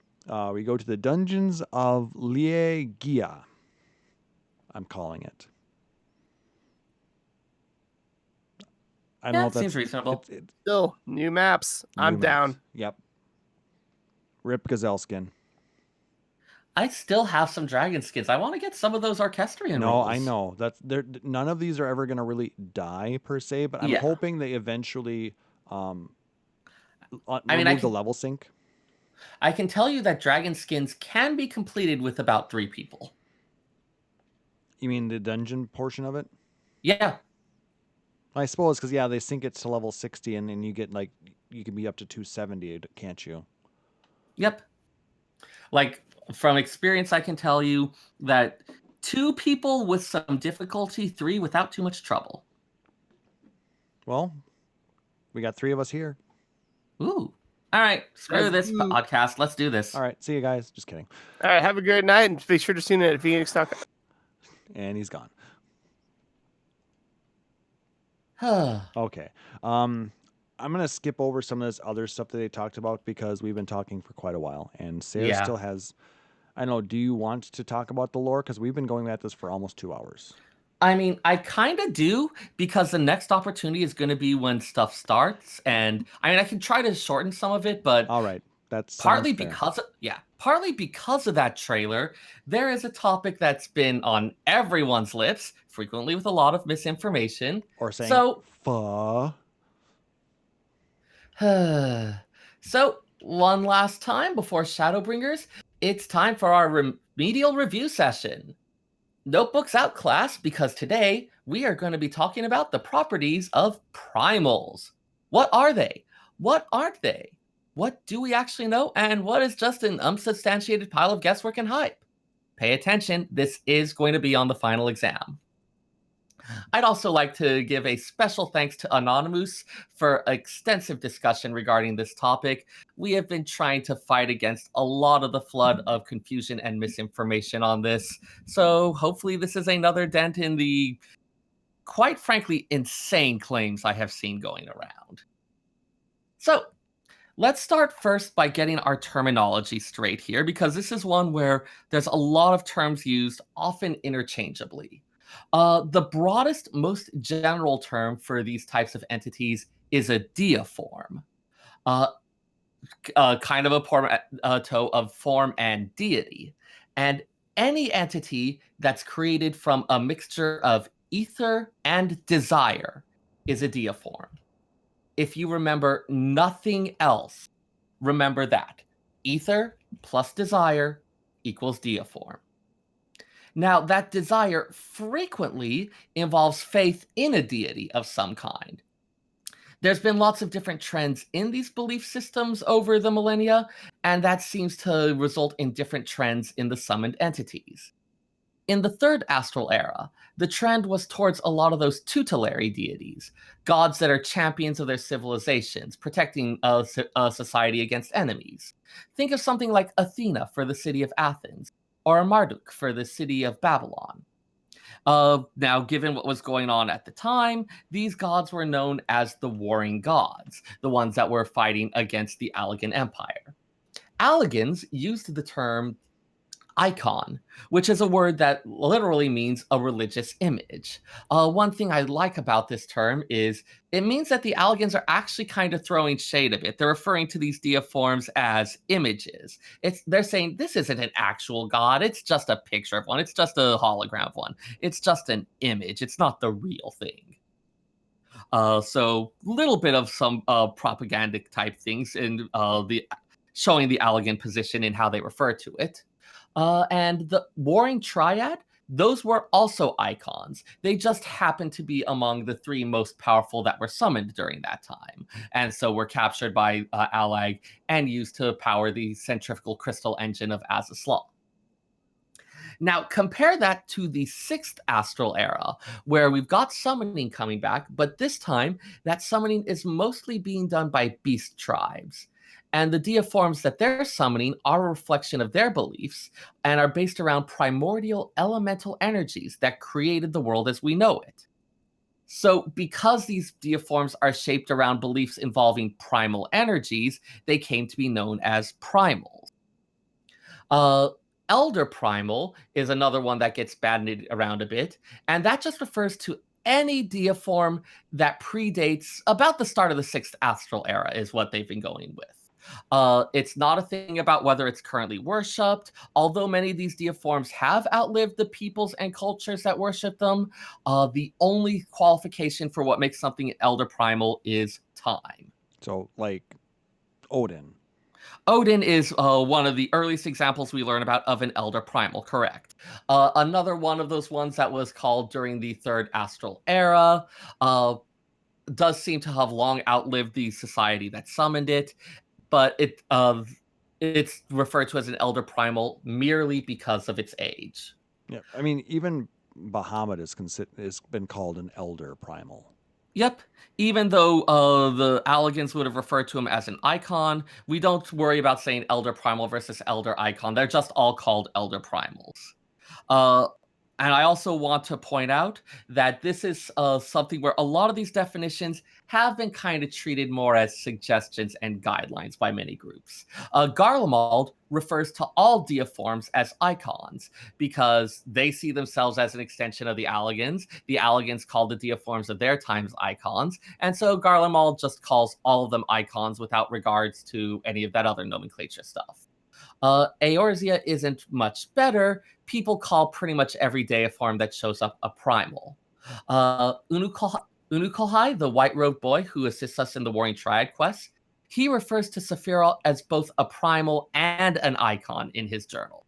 So we do have formal definitions for these terms, but they do still get tossed around with wild abandon. And it's probably best not to get too hung up in any one definition. It also probably depends on who's writing that particular scenario.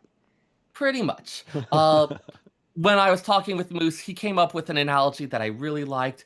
The difference between an icon and a primal, it's more like the difference between an oak tree and a maple tree, rather than the difference between a tree and a PlayStation 4. Like It's actually a really good description. Yeah. Like, they're both trees. They have more in common than not. There are some minor differences. But for most people who aren't some kind of botanist or something like that, it's probably fine to just be like, okay, it's a tree. You don't make oak syrup, though. No.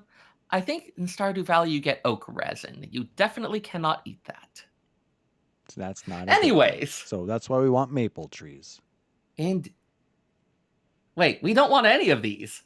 I want maple trees because I want maple syrup, damn it.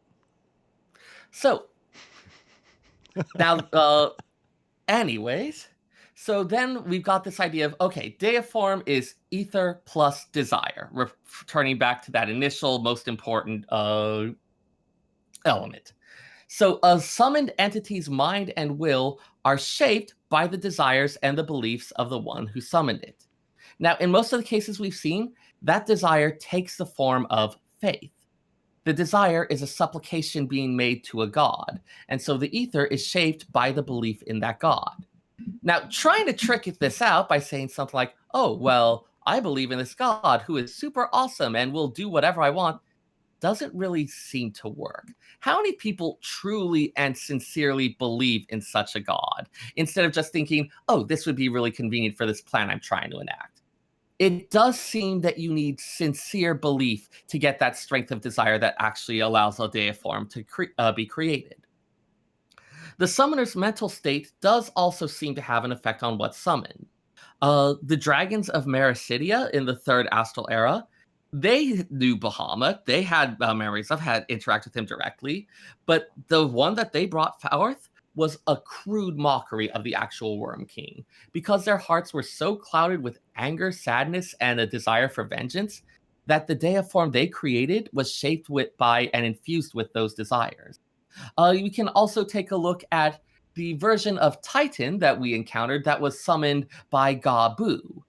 Has a very different mindset during that battle, is crying out for its parents, much like Gabu was.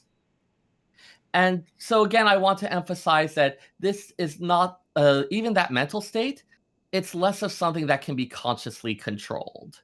The summoner's expectation of the deiform's thoughts and desires does have an effect. Like the Ixal, as much as they might like a benevolent, kind Garuda, their expectation and belief of Garuda is that she is this shrieking harpy, that she's very violent. And so that expectation is what seems to shape Garuda's existence. And that can be colored a little bit by the summoner's mental state, but you can't just change those sincere beliefs and expectations as well. And this kind of harkens on what was it, a couple of years ago, there was an interview with Koji about primals, and he had talked about the fact that if somebody wanted to, they could theoretically conjure up an ifrit that like warms your marshmallows, your hot cocoa and stuff like that. Right. Like kind of a, hey, taking fire not as this destructive force, but as this like civilizing force, this thing that brings warmth that you can use for cooking, that you can use for keeping away the darkness. Like this kind of fire as the light of civilization. You could do, basically.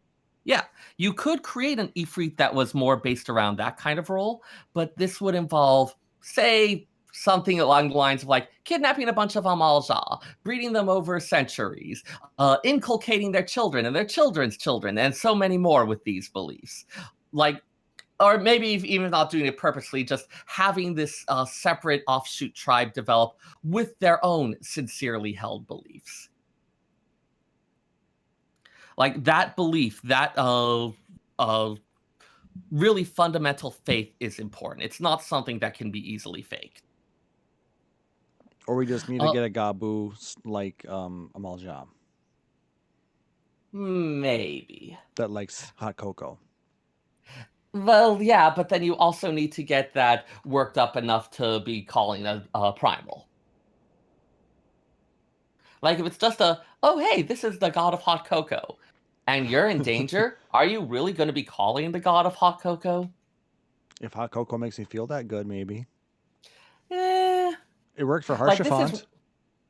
Given at least the circumstances under which we've been seeing these deiforms called, it's usually in a thing where they want some type of defender or champion, or in the case of the Naths, or wait, no, the Vath, some kind of conqueror.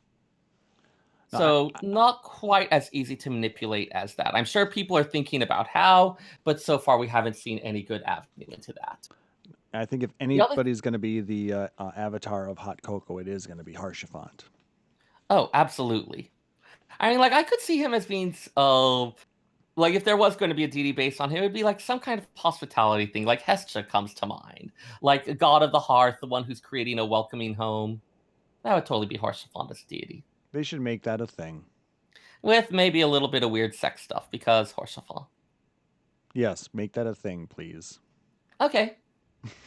Other thing I wanted to mention really quickly, this concept of tempering. And not chocolate, right? No. This is something that there's a lot of assumptions.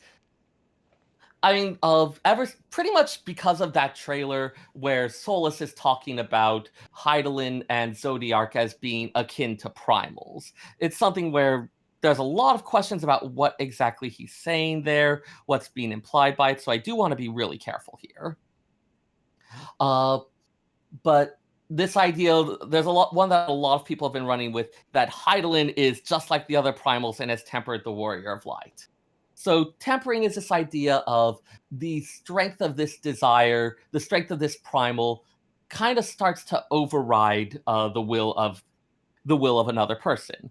We see that early on where Ifrit tempers his followers to make them into devoted slaves, making them want to summon again. And the idea being that, hey, this is something that in terms of his life cycle allows him to get willing followers who will continue to provide crystals, continue to provide ether, continues to sustain his existence.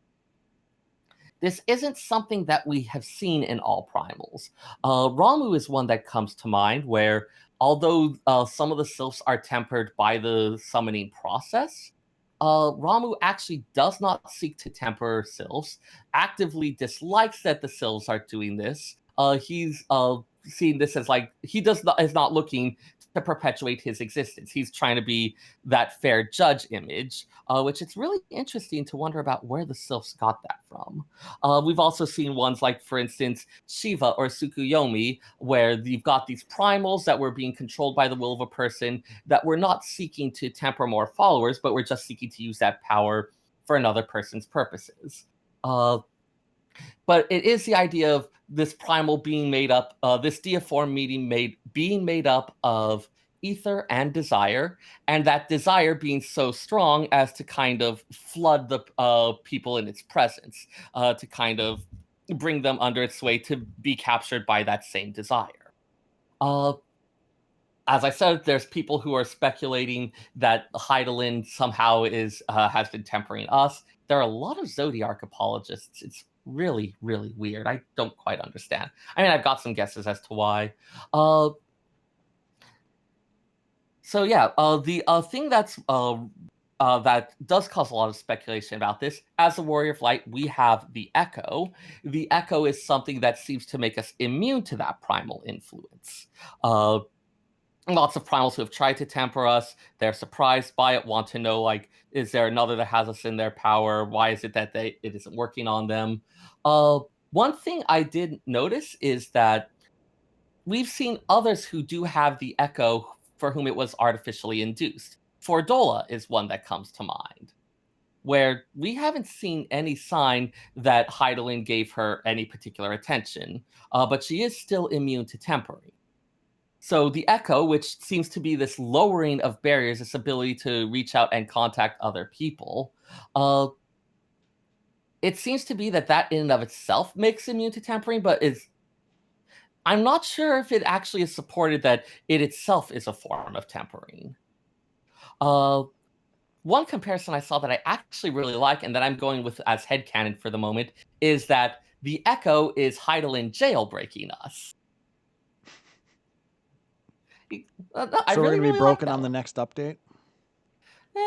Yeah, like Zodiark's going to try to send out an automatic update and we're all going to get bricked. That's definitely what's going to happen. And then we have to call up the Hydaelyn store. Woo! And they're going to be like, did you get your Warrior of Light wet? And you're like, it just did a couple underwater zones, but it had the ability to breathe underwater. And they'll be like, nah, voids the warranty. It's going to be the worst. So I have to buy a whole new version of the Warrior of Light. But it is useful to think about in terms of our understanding. Going back to that one idea, a deiform is ether plus desire. While some of those deiforms, they may temper, they may be shaped by the will of others, they may have all these various other things going on. There's lots of different variation, and the one thing that we want to go back to is this idea of ether plus desire. So if we're talking about Hydaelyn and Zodiark, as being akin to primals, as being a type of primal, we can think about it again. Solus mentions the idea of imposing a will upon the planet, of having this planet that's full of ether, chock full of it, and putting a desire on it, imprinting like a set of beliefs, imprinting a mind onto it. In that sense, I think it might be reasonable to call them a primal. But primal is a word that is really loaded, has a lot of implications, has a lot of stuff that people automatically assume based on these other experiences we had. So I would caution you when you're looking at this to be really careful about what you're actually assuming, where that belief comes from. Is that something that you've seen across all the different Dia forms? They did mention that this revelation is one that people were fairly close to, and they expect it to pale in comparison to a lot of the other stuff that's going to be revealed. So I would caution people against making too many assumptions and jumping to conclusions too quickly here. I think we've still got a lot left to find out. Very cool. And there That we was have it. amazing. That was awesome. Yeah, the whole question of primals and what they are, what they're doing, how we fight against them, that's been like one of the central things throughout the Final Fantasy XIV story. So I'm really excited to see where they're going to take them. All right. So this is the Oh, last. I also want to address, since someone asked about it in the chat, Silverwolf1986 asked, Solus is an Ashen, so why should we trust him? But at the same time, he doesn't really have a reason to lie about that either. So this is something where, again, a lot of us lore mongers wonder why people are so eager to leap into trusting the Ascians. Elidibus, for example, rarely ever outright lies, or I don't think he's ever outright said an untruth. But what he frequently does is present us part of the picture, present limited information. He makes a lot of situations look like a choice between this thing he wants us to do and something that would be really, really terrible for us. Where there may often be other choices, but he tries to give us information that just limits it to thing we would never want to do and thing that he wants. And that's the thing where I'd be careful, not worrying necessarily about whether an Ascian has outright lied or given a falsehood, but whether they've given you incomplete information that they expect you to draw an incorrect conclusion from. Lies of omission, things like that. There's lots of ways to manipulate people without ever outright telling them an untruth. And so I would be careful about rushing to judgment based on well, have they ever lied before? Because they've certainly left out a lot of stuff that would have been really valuable to know. All right. Yeah, Talon comments in the chat that the line is, they are gods after a fashion. Like, they're fitting this idea that we have, but it's maybe a little more complicated. That after a fashion is carrying a lot of weight. It's doing a lot of work.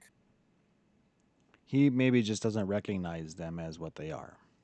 Or maybe he does, but again, like a lot of the other Ascians, he has stuff he would really rather be doing. Also, quick thing I wanted to note, just because this has come up a bit, for those who are... I don't consider it especially spoiler because we were like most of the way there. There is that scene where he is having that Ascian mask appear over his face. People have compared the Ascian masks that appear over the faces of a lot of the others. The symbology of them relates a lot to stuff appearing in Final Fantasy XII, the various espers there, and these stuff that relates to that. And Solus's does match portions of the sigil for Zalera the Death Seraph, for whom the corresponding thing of light was Emmett Selk. So we've had that going around for a bit, and that does seem like confirmation that Solus is that Emmett Selk that we had referred to before. Figures. I mean, we kind of we're pretty sure of it, but it's nice to have that confirmation. Yeah, we already know he's a prick. Oh, well, yeah. For sure. I mean, if nothing else, we can at least go to that. Dude's a dick. Yes. Hashtag Solus is a dick. Rather than hashtag pizza dick. What? Don't tell me. I don't want to know. I do not want to know. She heals, I tank. Spoiler alert, Sarah's going to Google it later. mean, you're not wrong, but It's from She Heals I Tank. got When Pete's Oh, being it's- a I was gonna say dumbass. it's Pete's fault. Okay, good. Oh, Pete's a dick. Pete's a I thought dick. you were talking about a pizza Which dick, then and I was came very from which then evolved okay. to Pizza Dick. So is it Pete's a dick or Pizza Dick? It was So a is this whole like joke. something where you're making a dick out of pizza dough, or like you're smearing sauce on? Oh, hello, rabbit hole. We haven't been here for a while. It's good to see you. Oh, Hee hee. And on that note, that's going to do it for this episode, guys. Wow, that's actually looking at the notes. Yeah, that is legit. If you like what We're you not heard, just making that up. please make sure to like, subscribe, or follow us on Apple Podcasts, Google Podcasts, YouTube, or whatever your preferred way to catch podcasts is. And if possible, leave a rating or review because legitimately they do help people find us and lets us know what you think. So if you can, please do. If you really dig this show, you can consider subscribing here at Twitch, twitch.tv/PhoenixDownRadio. Get access to a whole bunch of awesome emotes, subscriber badges, or you can support us out on Patreon like our amazing friend Aurora Fenrir, which is out at patreon.com/PhoenixDownRadio. And all proceeds we get for that go to grow the show, let us do some fun things, and help us to continue to put on an amazing show for you guys. But as always, any type of support, whether it's emails, likes, tweets, or retweets, follows, whatever, we always appreciate all that because we love interacting with you guys. You're the reason we keep on doing this.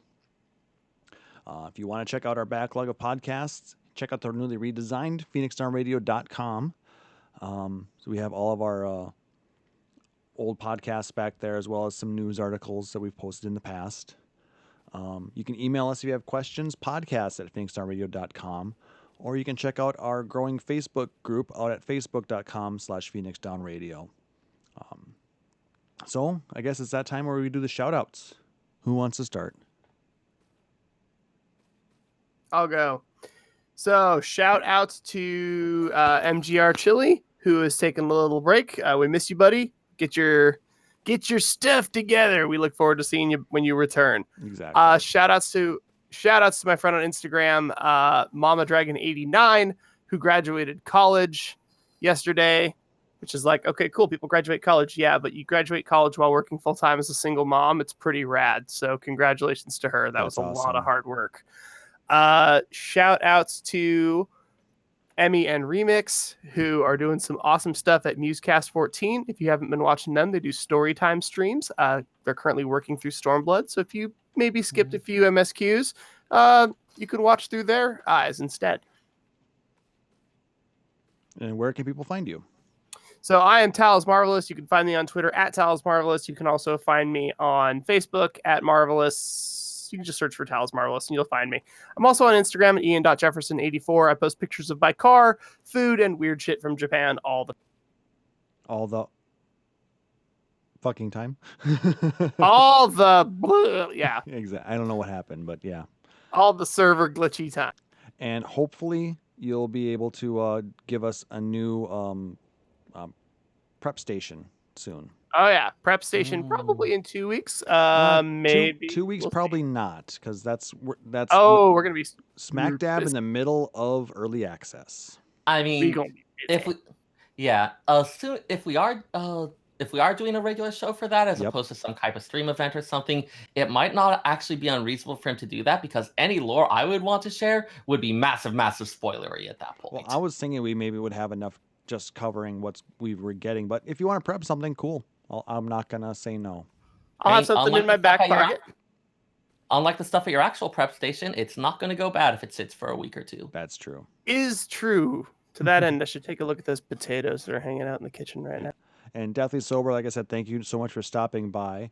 Appreciate you joining us here, trying to find a new podcast after LBR kind of ended. And I'm hoping that you enjoy what you see here. Like I said, we are at the end of the show, but like I said, you can go ahead and check out the rest of the show and everything else we've got going on. And we look forward to hearing what you think legitimately. So thank you again.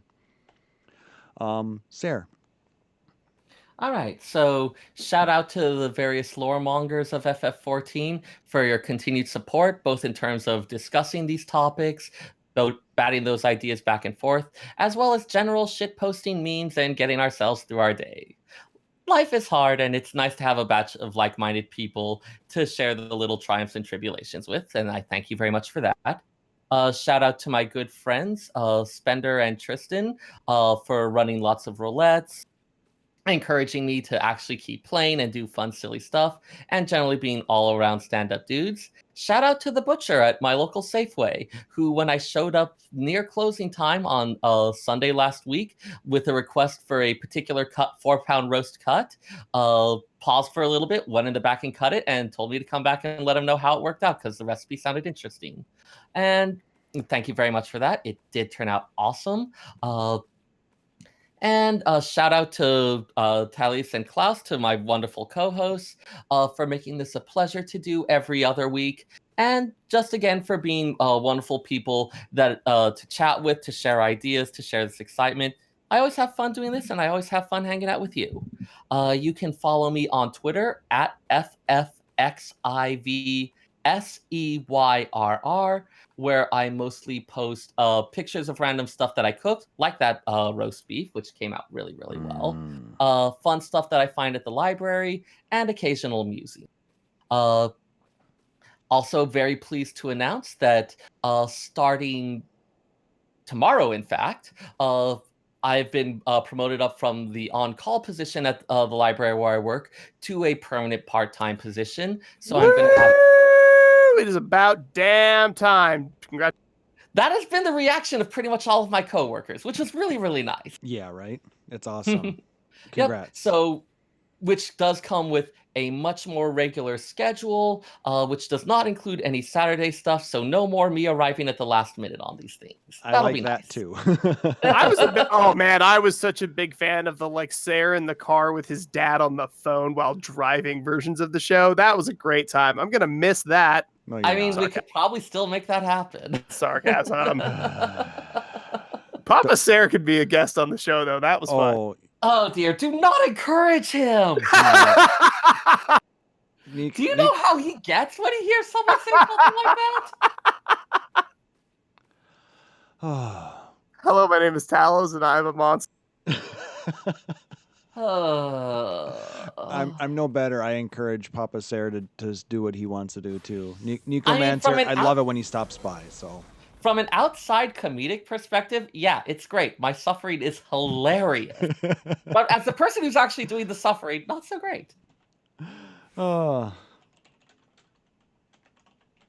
right, I suppose it's my turn now. As always, I want to say a big shout out to you two. Thank you so much for joining me tonight.